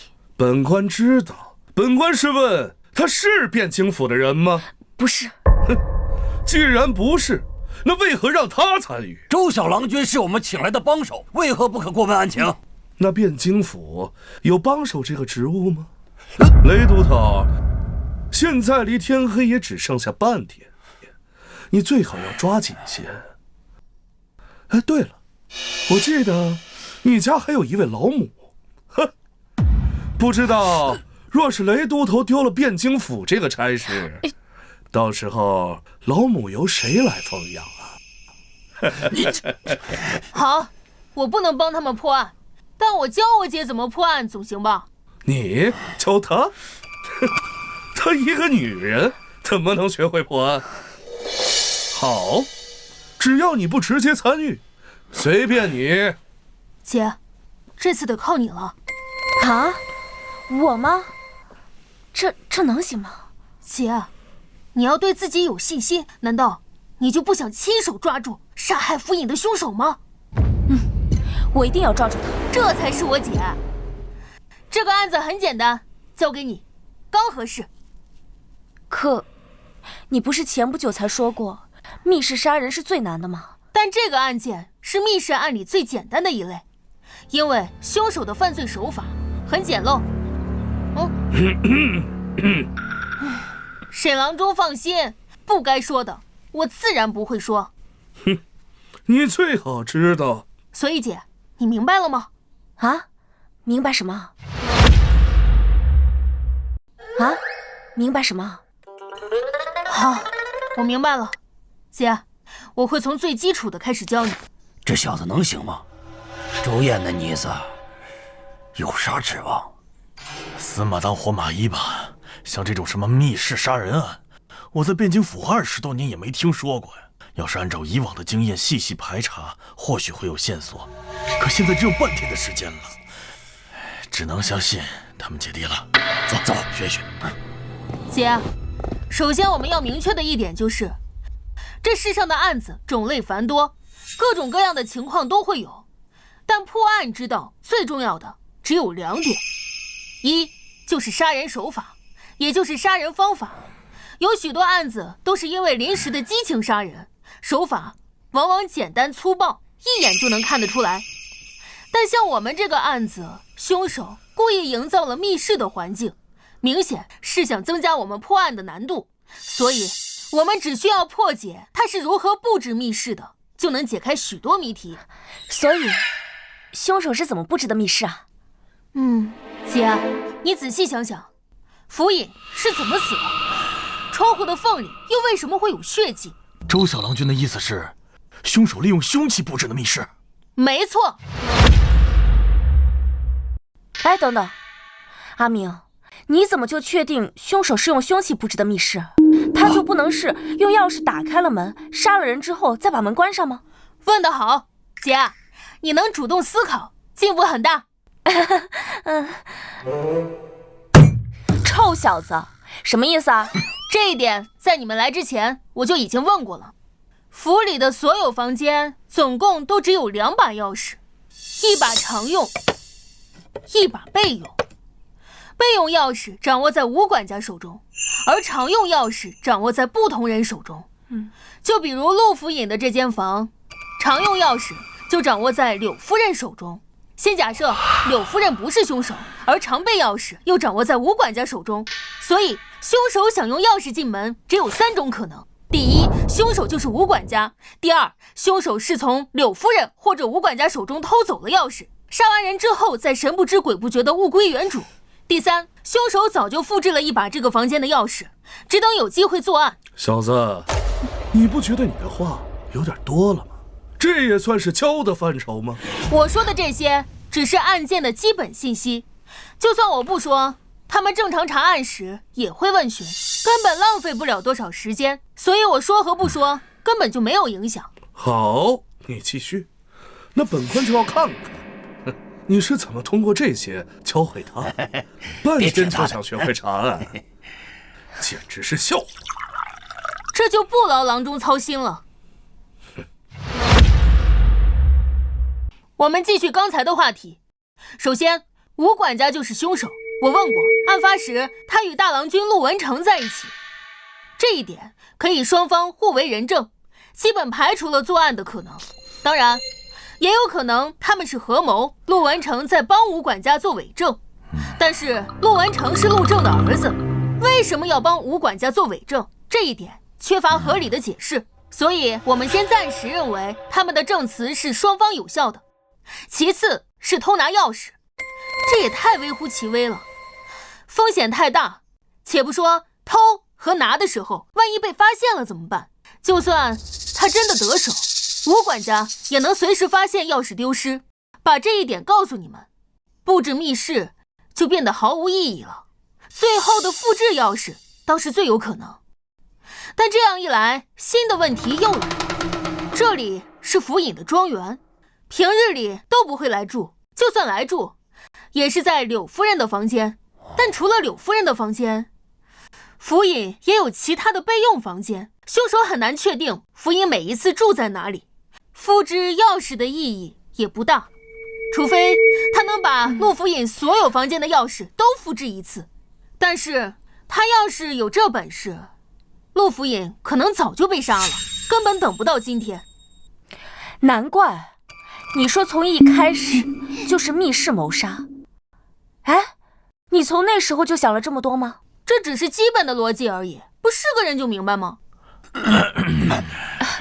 既然暂时排除了钥匙开门的情况，又确定了凶手杀人的凶器，那我们可以来做一次案情复原，这对你们破案会很有帮助。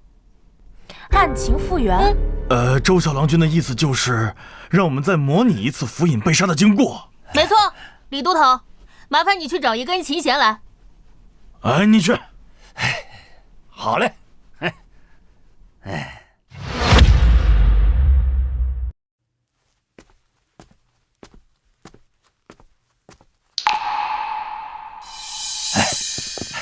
周小郎君，琴弦，给我解吧。哎，雷都头，你坐到府尹之前的位置上去。我？快去。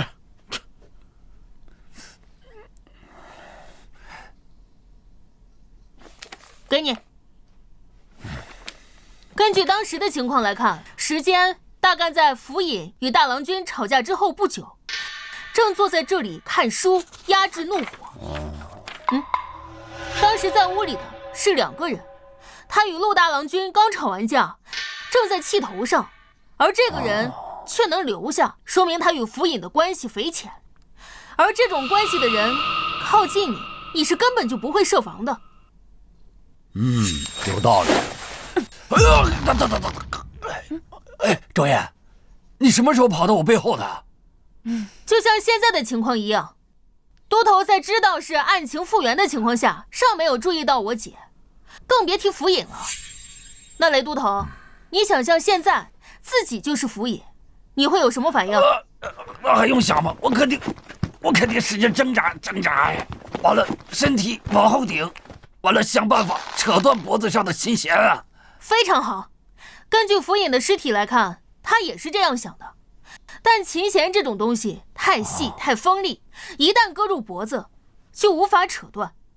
所以你接下来还会怎样？这样？没错，当发现无法扯断脖子内的琴弦时，府尹就一定会尝试着去抓到凶手胳膊或者身体。但以府尹现在坐着的姿势来看，就只能像雷都头一样抓到凶手的前臂。我明白了，府尹大人临死之前很有可能抓住了凶手的前臂。那现在只要找到手臂上有新伤的人，就知道凶手是谁了。愚蠢，愚蠢！本官实在是看不下去了。汴京府的都头，就只有这种水平吗？哎呀，还是陆府尹无能，导致手底下都是一群酒囊饭袋。沈大人此言何意？本官看了一会儿，便已知晓这凶徒是早有预谋。他能费尽心机地做成密室，又岂会留下这些明显的破绽让你们抓？事实上，他只要事先带上后护腕，或在手臂处塞上一些布，都能避免留下伤痕。堂堂汴京府都头，连这个都搞不清楚，还破什么案？老雷，别冲动。没想到沈郎中也擅长破案之道。本官乃是刑部郎中，破案本就是分内之事，你不必拍我马屁。今日你们若是破不了案，本官上任后定会一个不留的逐出汴京府。本官手底下可不养闲人。那沈郎中是否知道凶手是以何种手法布置的密室啊？本官当然知道，只是为何要告诉你？正如沈郎中所讲，这是一场蓄谋已久的谋杀，凶手定会做好万全的准备。正常而言，锋利的琴弦会在他手上留下割裂的伤口。不过，既然能考虑到手臂，那也一定能考虑到手心，所以他大概率是戴了手套或者垫了棉布之类，手上也不会留下证据给我们。姐，你现在就是凶手，已经杀完了府尹，接下来就是逃跑，并将这里布置成了密室。你拿着琴弦到那边去。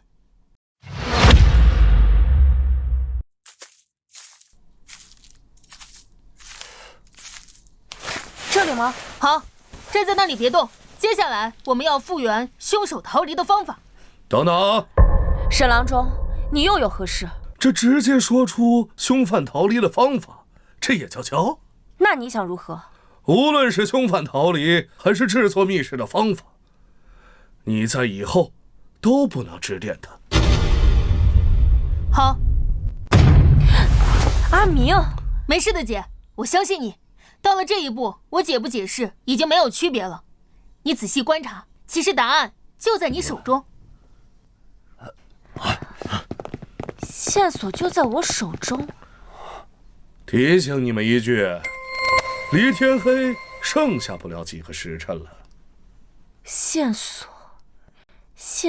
就在我手里。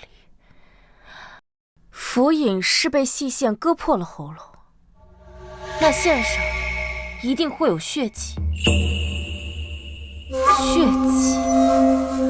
哦，我明白了。哎，小燕，你明白什么了？都头，我们已经知道府尹是被细线勒死的，凶手杀了人之后，从这个唯一的窗户逃跑出去。可当我们发现时，窗户却是从内部锁死的。那你们有没有想过，为什么窗户缝隙会有血？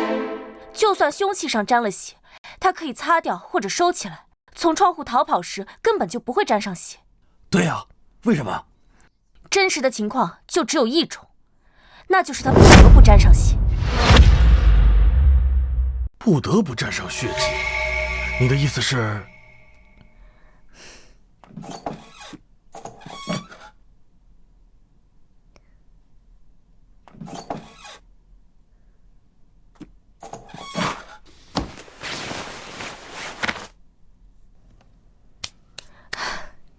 两位都头，这个窗户离地并不高，很容易就能翻过来。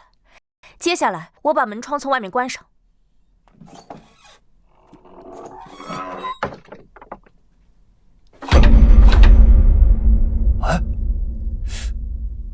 哎，竟然如此简单！这还真被他们解开了。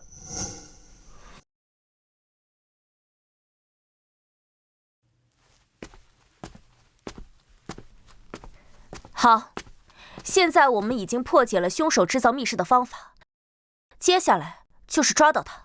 你已经掌握破案的基本原理，没问题。我说过，破案的基本方法有2种，第一就是找到杀人手法，第2点也是最关键的一点，找到杀人的动机。这世上的所有案子，说1000道10000，9成9都离不开利、财、情、仇4个字，除了极少数天生以杀人为乐的变态，因为正常人不会毫无缘由的去杀一个与自己毫不相干的人。所以你接下来的任务就是从所有嫌疑人里找到最可能有杀人动机之人，然后再排除所有不可能，哪怕剩下的答案再离奇，那也是唯一的真相。好，我一定会抓住他。不过，具体要怎么做？你们看本官干什么？你们审你们的，与本官何干？其实很简单，我们只需要用到犯罪心理学中的心理画像学就行了。犯罪什么学？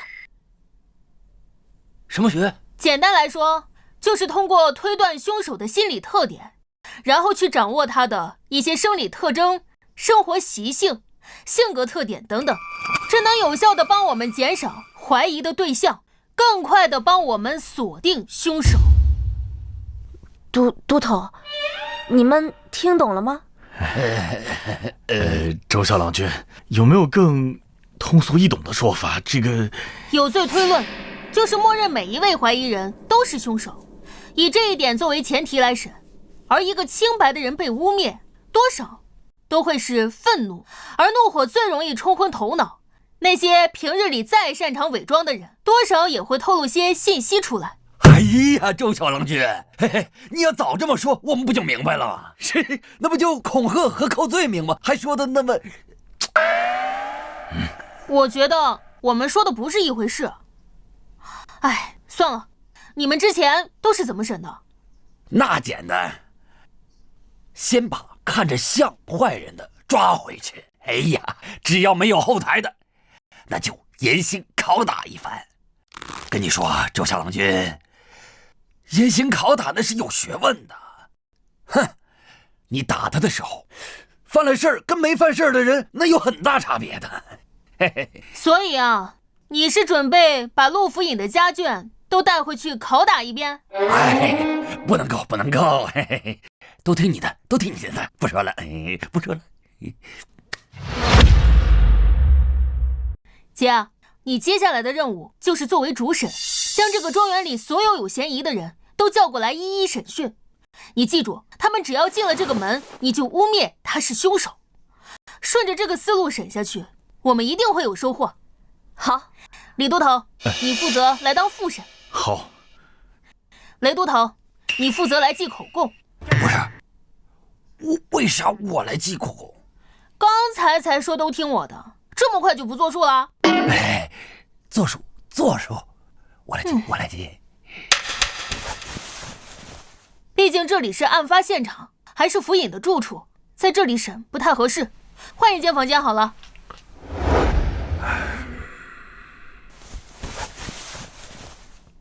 周神甫，开始审吧，你们的时间可不多了。这就不劳郎中费心了。见过沈郎中。都头唤妾身前来，可是有什么线索？夫人莫要紧张，先请坐。我等确实有些线索。可是抓到凶手了。姐，拿出气势，污蔑他就是凶手，先试试他的反应。柳夫人，那我就直说了，我们怀疑你就是凶手。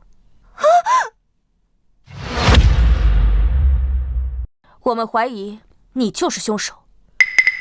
什么？周捕头，你可莫要开玩笑！我与夫君情投意合，我为何要杀他？别看我，说辞。我们能找夫人，自然是有证据。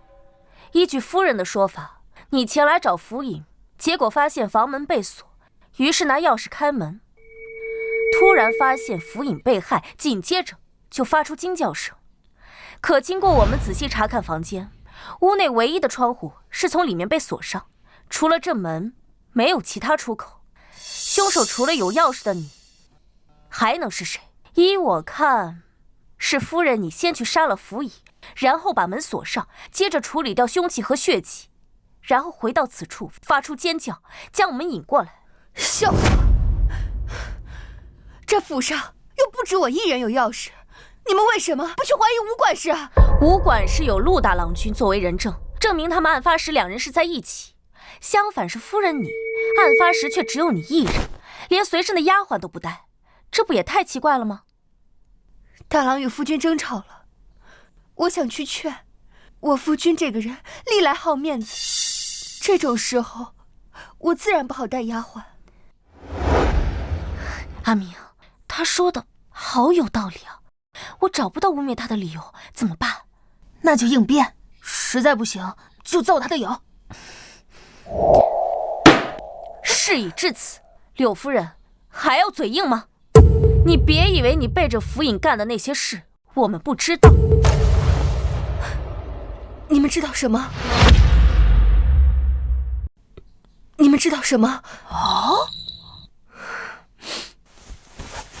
周捕头，你之前说过，我夫君生前对你多有照顾，如今他尸骨未寒，你就这么冤枉他的遗孀吗？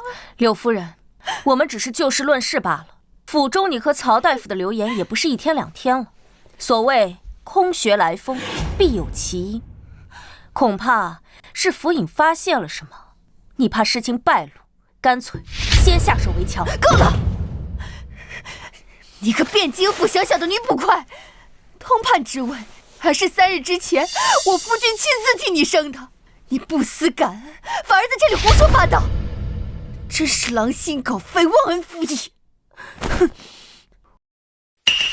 我的住处离我夫君书房只有几步之遥，大郎与老爷争吵，我便回了房，几位丫鬟皆可作证。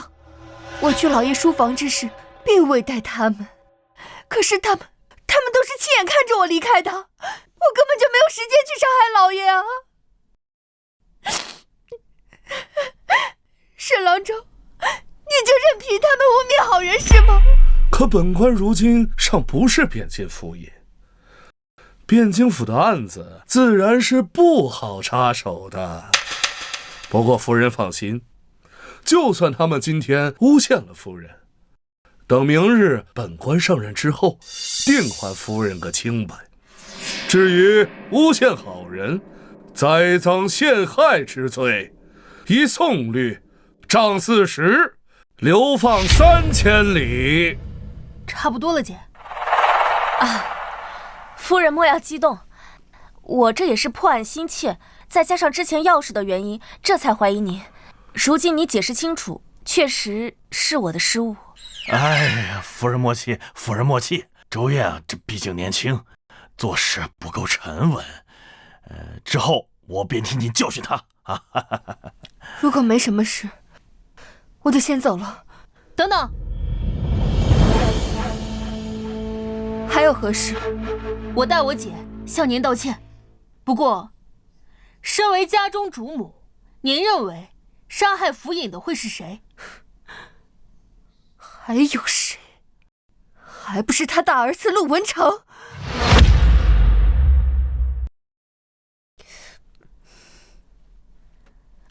夫人为什么这么说？这还用问吗？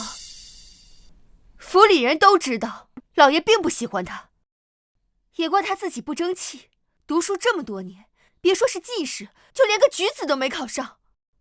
要知道，老爷可是当年的榜眼，被誉为文曲星下凡，能看上他就怪了。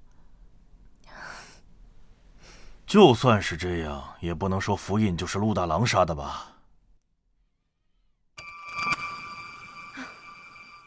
既然话说到这儿，我也就明说了，这大郎科举无望，时常惦记老爷手中的印官名额。这按照大宋律法，像老爷这种4品官，可以服印直系一个9品官缺。我因是妾室，虽得老爷宠爱，但始终失了名分。这2老便一直是庶出。这按大宋律法，庶子无资格任印官。这些年来，老爷虽未曾将印官职位给他，他也却未说什么。就在3日之前，这老爷突然向我提及要将我扶正之事。这些年来，我虽与老爷十分恩爱，时常也向老爷提及这扶正之事，可老爷业务繁忙，便一直拖着。这次他主动向我提及，我自然是欣喜，也没有多想。如今细细想来，一定是陆文成，一定是陆文成，怕我一旦扶正，这2老变成了嫡子，会对他造成伤害。这归根结底是我害了老爷。夫人请放心，若真是陆大郎所为，我等必会将他绳之以法。还请夫人先回去休息。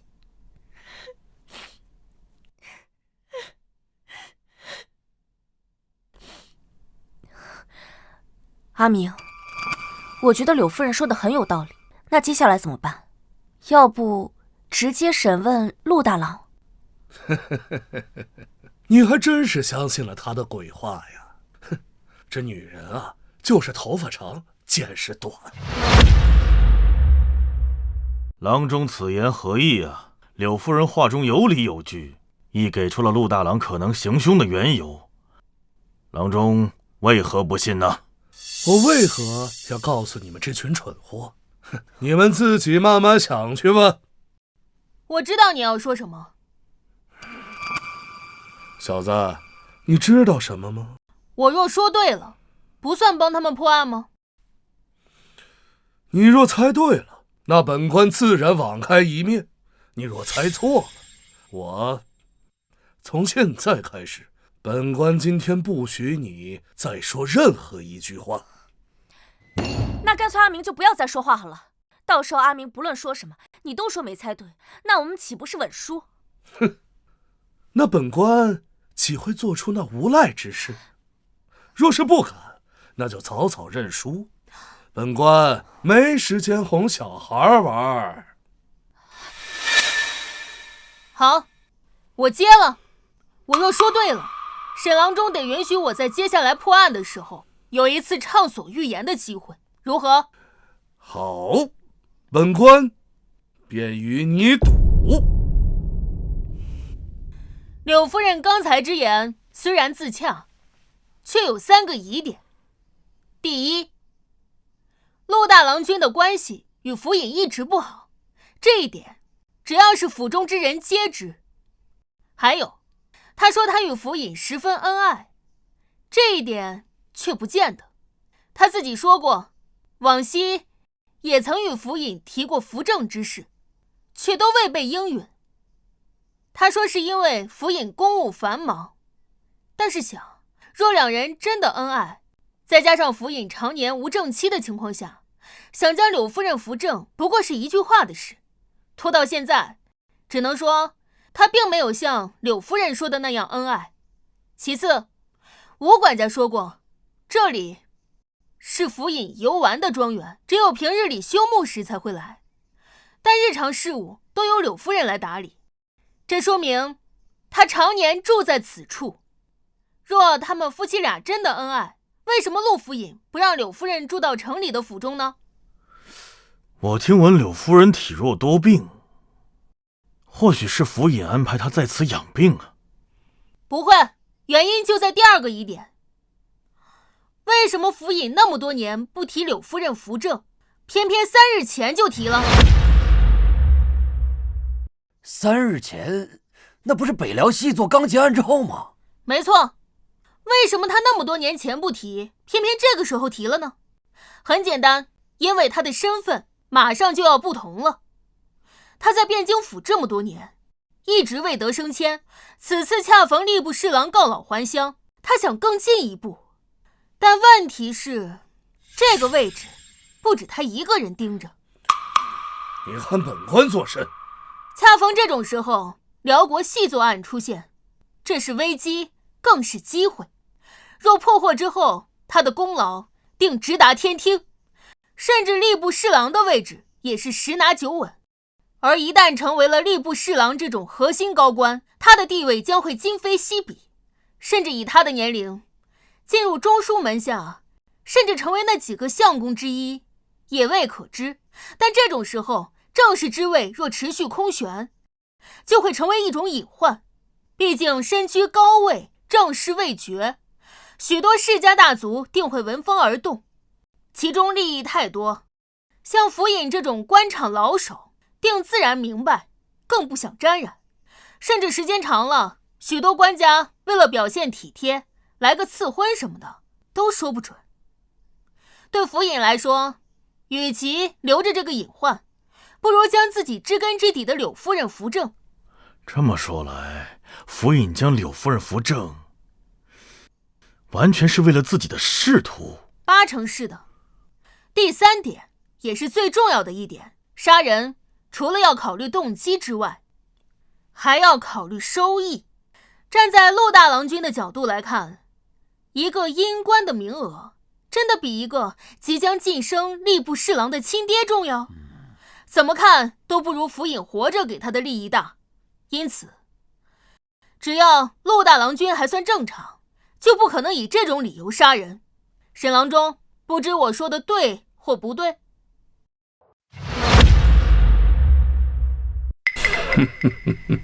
小慧可观，惜乎气，识味广，终非庙堂之器。治术尚可，然用之不以正道，士卒为身之累耳。恕此无礼！好一个身之累！那本官今天就要看看谁会成为谁的累。那沈郎中拭目以待。阿明，你刚才跟他说的话是什么意思啊？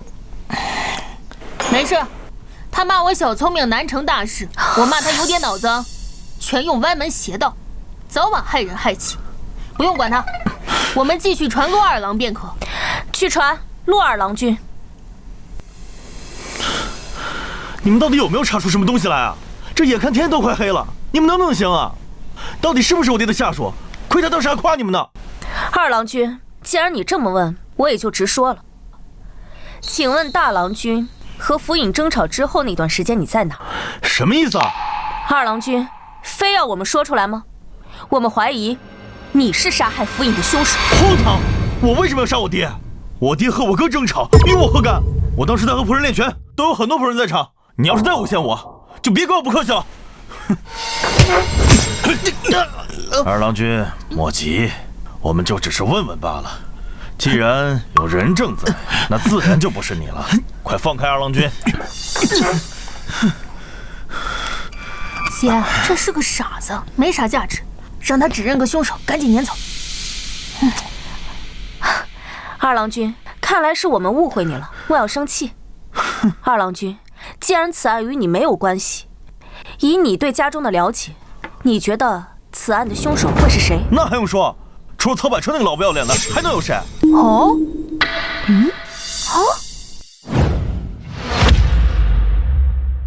为何是他？据我了解，他乃是一介名医，你娘身体病弱，常年需要靠他的药调理。狗屁的名医，他就是个图谋不轨的阴贼。总之，他就不是好人。我爹一定是他杀的，你快把他抓起来，严刑拷打。好，我知道了，多谢二郎君提供的线索，先请回吧。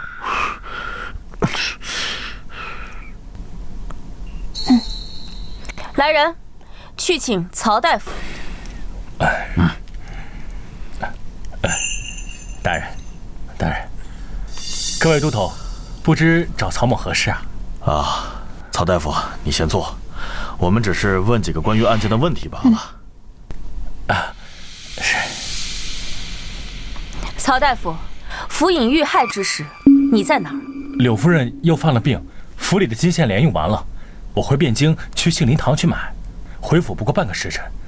刚听说府尹遇害了，可有人同行作证？啊，只我一人。那这么说，就是没有证人喽？你什么意思？我们怀疑就是你杀害的府尹。荒谬！我与府尹无冤无仇，为何要杀他？无冤无仇？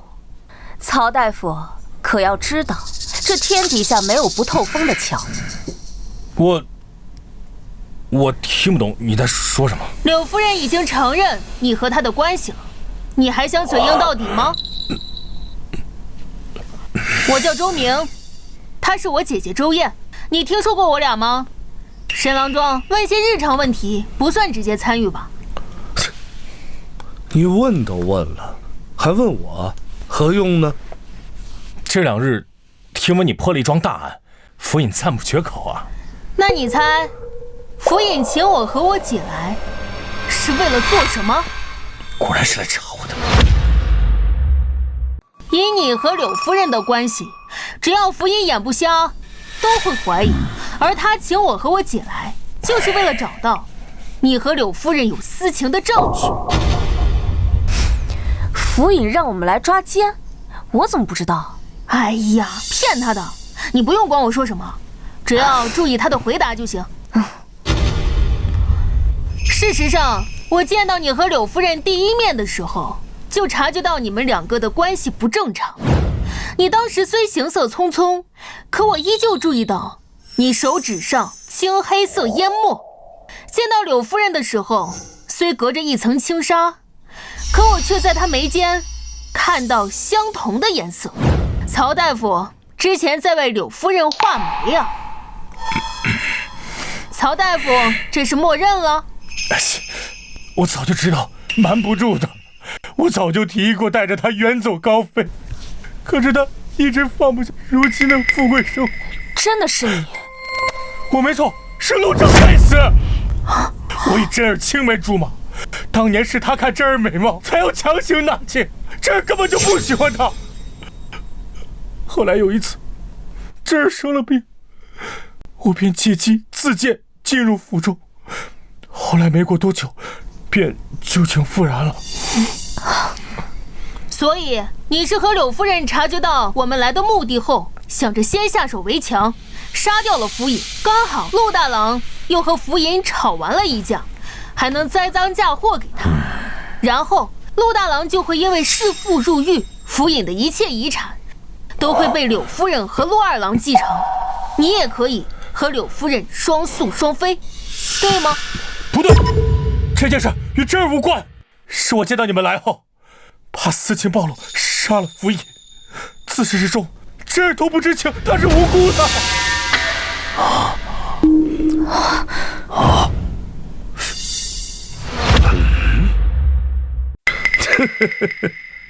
没想到这个案子就这么被你们简单的给破了。来人，把这个不知羞耻之徒给我押回汴京府，待本官明日上任之后再严加审问。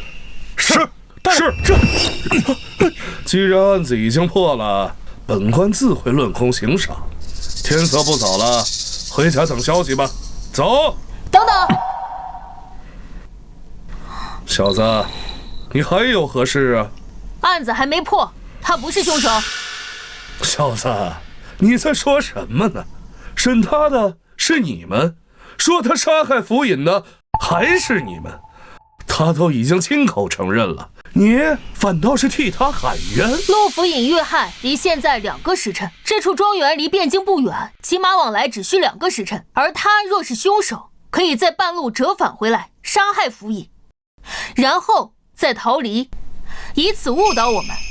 但是仔细看，他鞋子上沾染青泥，这是杏林堂门前特有的青泥，这说明他前不久确实去过一趟。而杏林堂位于西城，从此庄园赶回汴京，只能由城东的宋门入城。汴京城内不得纵马，宋门到西城起码要1个多时辰，再加上回来的时间，前后时间刚好能对应上。再说他是否去过，派人去杏林堂一问便知。好了，你说了这么多，我且问你，他若不是凶手，他为何要承认呢？很简单，他认为私通之事败露，柳夫人来不及与他商议，便杀了府尹。他主动认罪，只是为了保下柳夫人。如果仅仅是私通，他这个奸夫8成是要重判，而柳夫人就不一样了。甚至如果府尹心软，他甚至不用入牢。但你却认为他会杀了府尹，甚至你会不惜替他顶罪，这就有意思了。我想想，这有2种可能。第一，柳夫人是真心的爱你，为了你不惜去杀了府尹，但你却说曾数次提出过和他远走高飞之事，但他放不下现在的富贵生活，这说明他并没有那么爱你，起码你的分量比不上他自己。第二嘛，就是私情暴露的后果比我们已知的更严重，府尹一定不会放过他，所以这就不只是偷情那么简单了。别再说下去了。哦，陆二郎是你和柳夫人的儿子。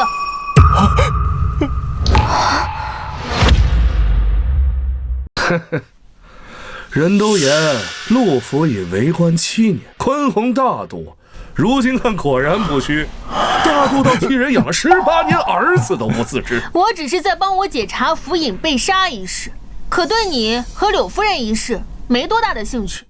不过都查出来了，李都头，按惯例应如何办？依宋律，改收监候审。今日的情况，若能破府尹被杀一案，当与凶犯一同押回汴京府；若府尹之案不能破，单独收监，择日审理。说来说去，不还是收监吗？来啊，安排房间，把他关押起来，等离去时再带回汴京府。至于那柳夫人，她毕竟是陆府尹的家眷，责令不许出庄，待本官上任后审过这个奸夫再问。是。等等，曹大夫，依照你对此地的了解，若说出一名凶手，会是谁？吴管家。为什么？趁儿身体不好，为了给他调理身体，我翻阅了各种医书，有一部叫《奇症杂录》的医书，很有意思。这部书在你的屋里？他不在，前些日子被府尹借走了，许是在他的屋里。李都头，麻烦派人取来。走。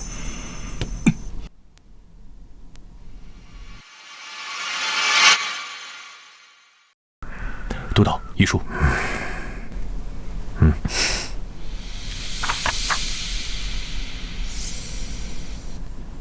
这病史，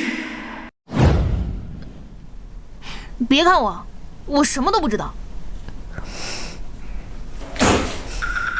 传吴管家。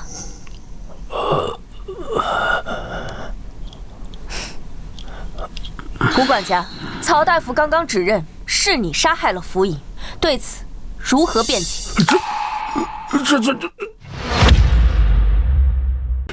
周捕头，这从何说起啊？自从大郎跟老爷争吵之后，我就一直跟大郎在一起，这一点大郎可以作证。那你和陆大郎合谋呢？周捕头说笑了，这大郎跟老爷那可是亲父子。俗话说，父子哪有隔夜仇啊？大郎就算心有不满，那也不会跟我一起合谋杀害老爷呀。这太荒唐了！这一点都不荒唐。柳夫人之前说了，这府尹这些年与陆大郎君一直关系不好。这陆大郎君一直想要府尹手中的阴官名额，这府尹一直不给。再加之府尹近日想要扶柳夫人为正室，这陆大郎完全有理由铤而走险。这只是周捕头你的猜测，你没有证据。退一步说，就算你说的对，那也是大郎跟老爷之间的事，我为何要参与啊？证据，我们当然有。府尹被杀的那个房间，房门皆闭，可是整个庄子只有你和柳夫人有那房子的钥匙。柳夫人身边有丫鬟加以证明，已排除嫌疑。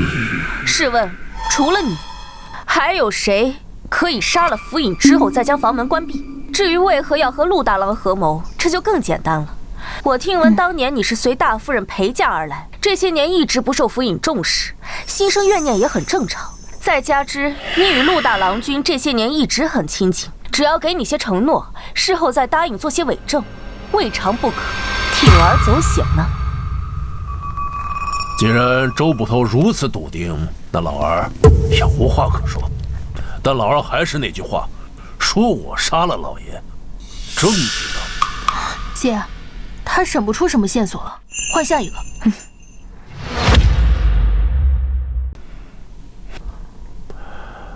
不知几位唤陆某前来何事？家父心丧，有许多事情需我处理。陆郎君，你与府尹争吵之后去了何处？周捕头，此话何意？陆郎君，请你老实回话。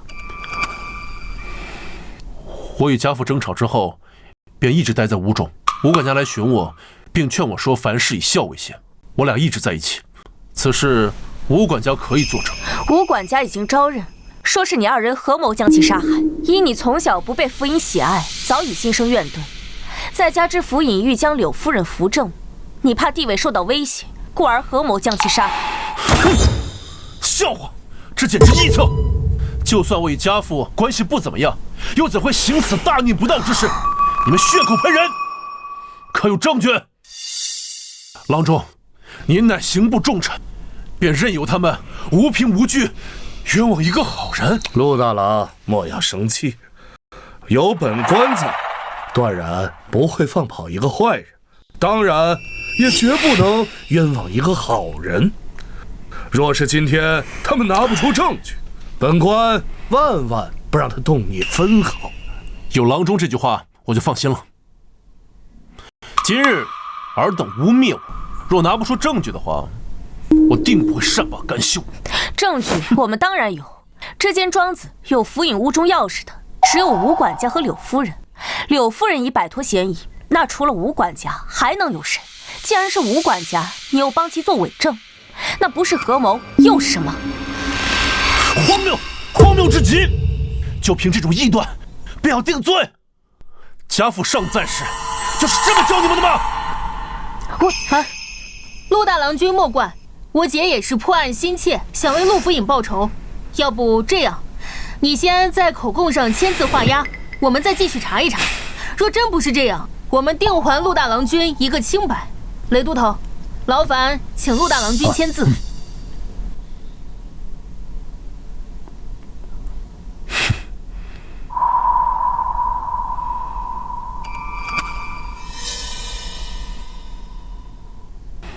你们最好能查出真相。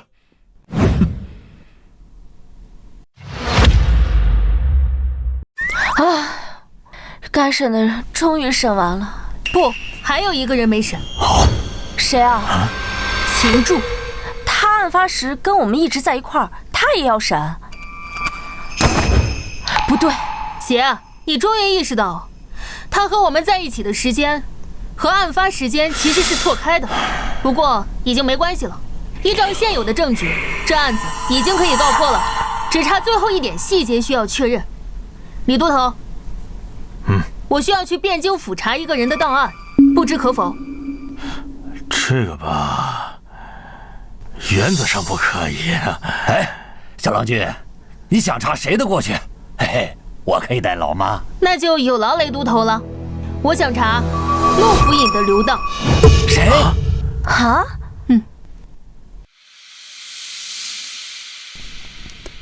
哎呀，周小郎君，果然如你所料，20多年前确有其事。好，现在线索齐了，姐，召集所有人，可以宣告破案了。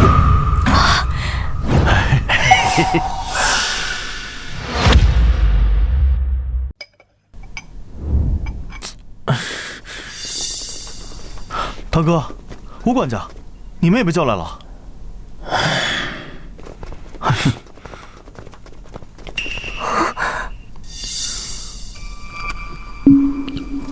曹大夫，是怎么回事？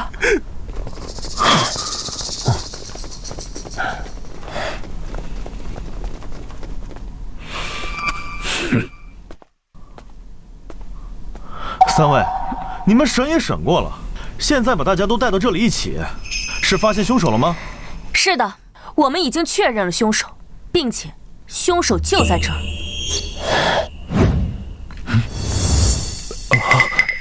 周捕头，你说是就是。老朽记得先前你说老朽是凶手，事到如今你还这么认为吗？经过我们查证，已经确认凶手就是府尹的儿子。你们都看着我干什么？难道你们怀疑我是凶手？你的确不是凶手。我刚才说凶手是府尹的儿子，而你并非府尹亲生。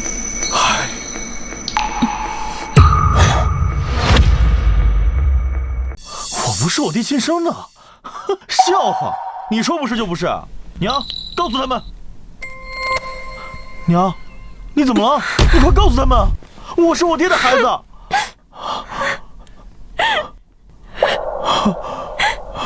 是谁？告诉我那个人是谁！果然是你，我就知道是你！你这个禽兽，我杀你！陆二郎，莫要浪费大家的时间。你的家事以后有的是时间处理。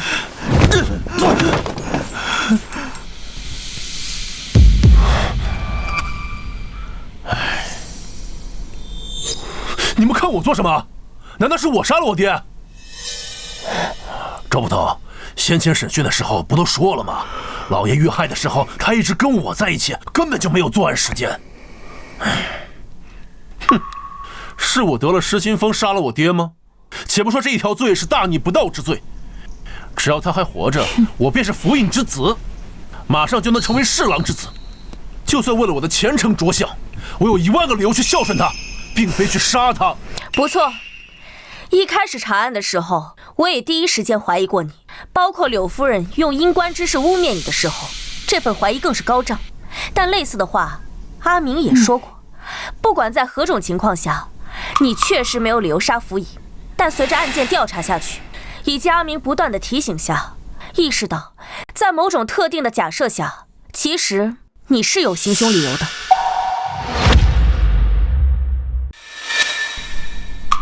这部《奇正杂录》是在府尹的房间里发现的，里面记载了一些罕见的疑难杂症。折痕恰巧翻到这一页，这一页上记载了一个罕见的杂症，名为止静症。这种病不致命，年轻时不显现，只在愤怒时或年老后才会显示出来。发作时会心慌难耐，双手会不受控制的轻颤，喝酒便可缓解。吴管家，我没记错的话，我们刚来的时候，你好像有过类似的情况吧2位见笑了，老毛病了，一旦发作便心慌难耐，双手更是止不住的颤抖。年轻时候还好些，如今越发不受控制了，喝些酒就好了。周捕头好记性。这份口供上是陆大郎今日的签字，诸位请看。这上面的字迹歪歪扭扭，看着别扭，不像大郎的字迹。李都头，柳夫人说的没错，李都头手上这张纸上是陆大郎正常书写时的字迹，陆大郎虽屡试不中，但平日里府尹还是对他严格要求，所以陆大郎的字写得还不错。但今天这份口供上的签字，是我们亲眼看着他所写。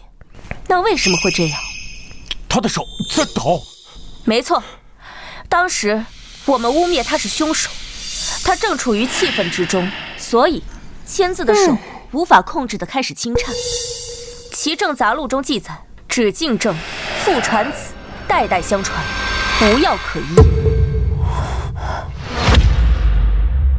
原来如此，本官明白了。陆府尹研习这部医书，本就是怀疑你非他所出，此事被你察觉，便先下手为强，杀了你。哼，如此，这一切都说得通了。你若是陆府尹亲子，便没有任何理由杀他。可你非他亲生，一旦事情败露，你和吴管家将万劫不复，便不得不铤而走险。只是可惜了陆府尹，原以为是家门不幸，只有庶子非他所出，结果没想到，就连嫡子亦是他人的种。真是可惜可叹呐！你说的没错，我的确并非我爹亲生儿子，这一点我早已经意识到了。爹最近一直在怀疑我的身世，我也想过铤而走险，可我没来得及动手的时候，我爹已经死了。你的意思是，陆府尹不是你杀的？事情已经到了这个地步，你这个狼心狗肺之徒还在这里狡辩！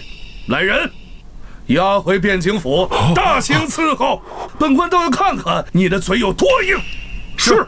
郎中且慢。哦，他不是凶手。周捕头，这是何意啊？还是我来说吧。沈郎中，刚才我和你打赌，我还有一次畅所欲言的机会，还作数吗？哼，随你。我姐刚刚其实已经说得很明白了，杀害府尹的是他的儿子，但是陆大郎君与陆二郎君都不是府尹亲生，那自然就不是杀害府尹的凶手。等等，你的意思是，这陆大人还有个亲生儿子？那是当然。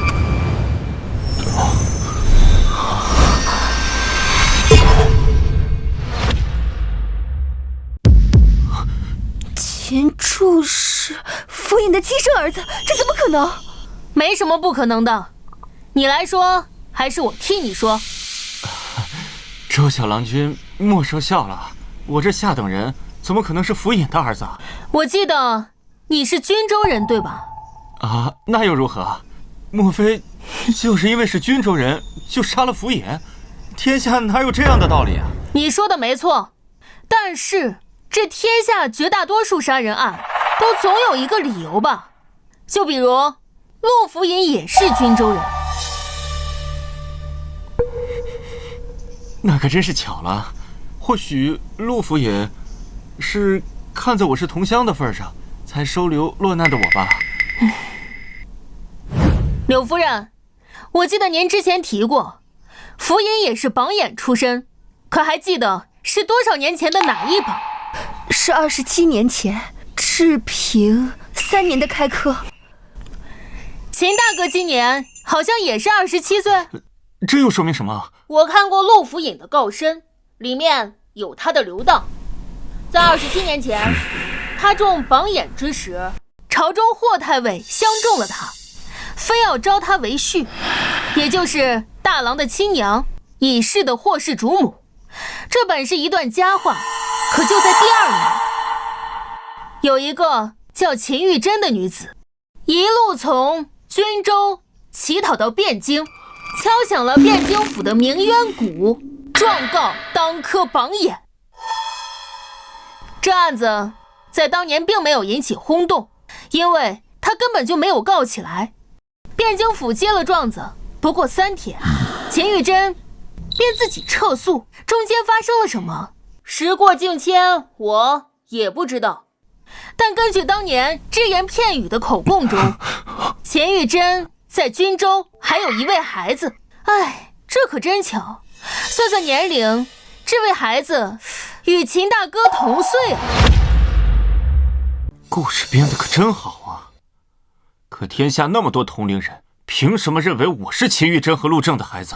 奇怪，秦大哥怎么知道这孩子是秦玉珍和陆正的呢？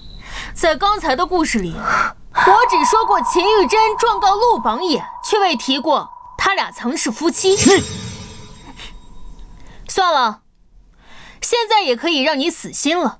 不得不说，秦大哥你真是位孝子。雷都头，东西呢？这儿呢。你在哪儿找到的？还给我！你屋里找到的。不得不说啊，你藏的还真隐秘。要不是我，换成其他人还真不好找。庶子！放开！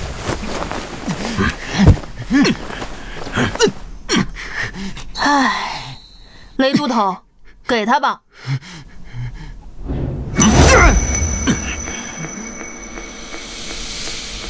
现在可以说了吧？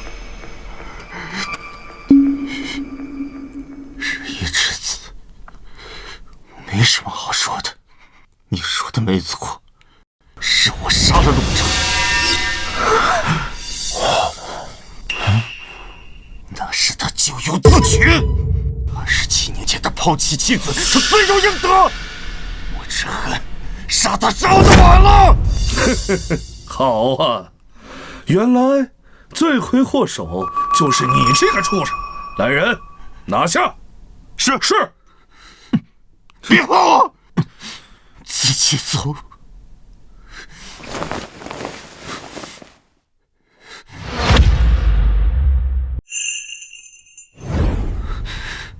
周小郎君，我想知道你是从什么时候开始怀疑我的？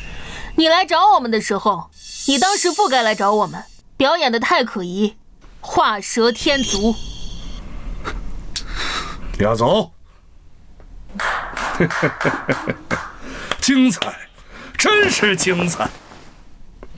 不愧是帮陆府尹破了细作案的神童，连本官都不由叹服。不过你们这么辛苦的破案，最后这功劳还是便宜了本官。哎呀，真是惭愧呀！这样，本官惜才，再给你们一个机会。现在跪下，对本官宣誓效忠，今后尽心尽力地为本官做事。本官上任后，非但不会针对一切，还会给他升官重用，如何呀？你无耻！圣旨到！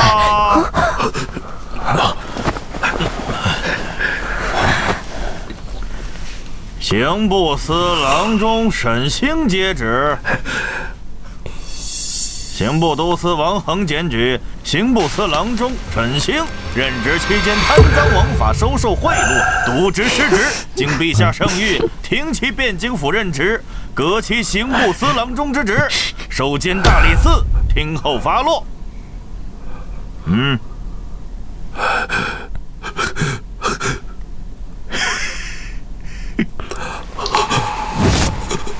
周燕、周明、李文广、雷云可在？在。咱家这里还有一份圣旨，周燕，你们4人接旨。陛下圣谕，汴京府尹陆正秉公、周燕、周明、李文广、雷云侦破北辽细作一案有功，特加封周燕为汴京府正7品司路参军。李文广加封为汴京府正8品左右军巡总使，雷云封为正8品提刑，赐周明大宋神探金牌，钦此。谢长官洪恩。看，这就是守护家人的感觉吗？这个时代其实也挺不错的。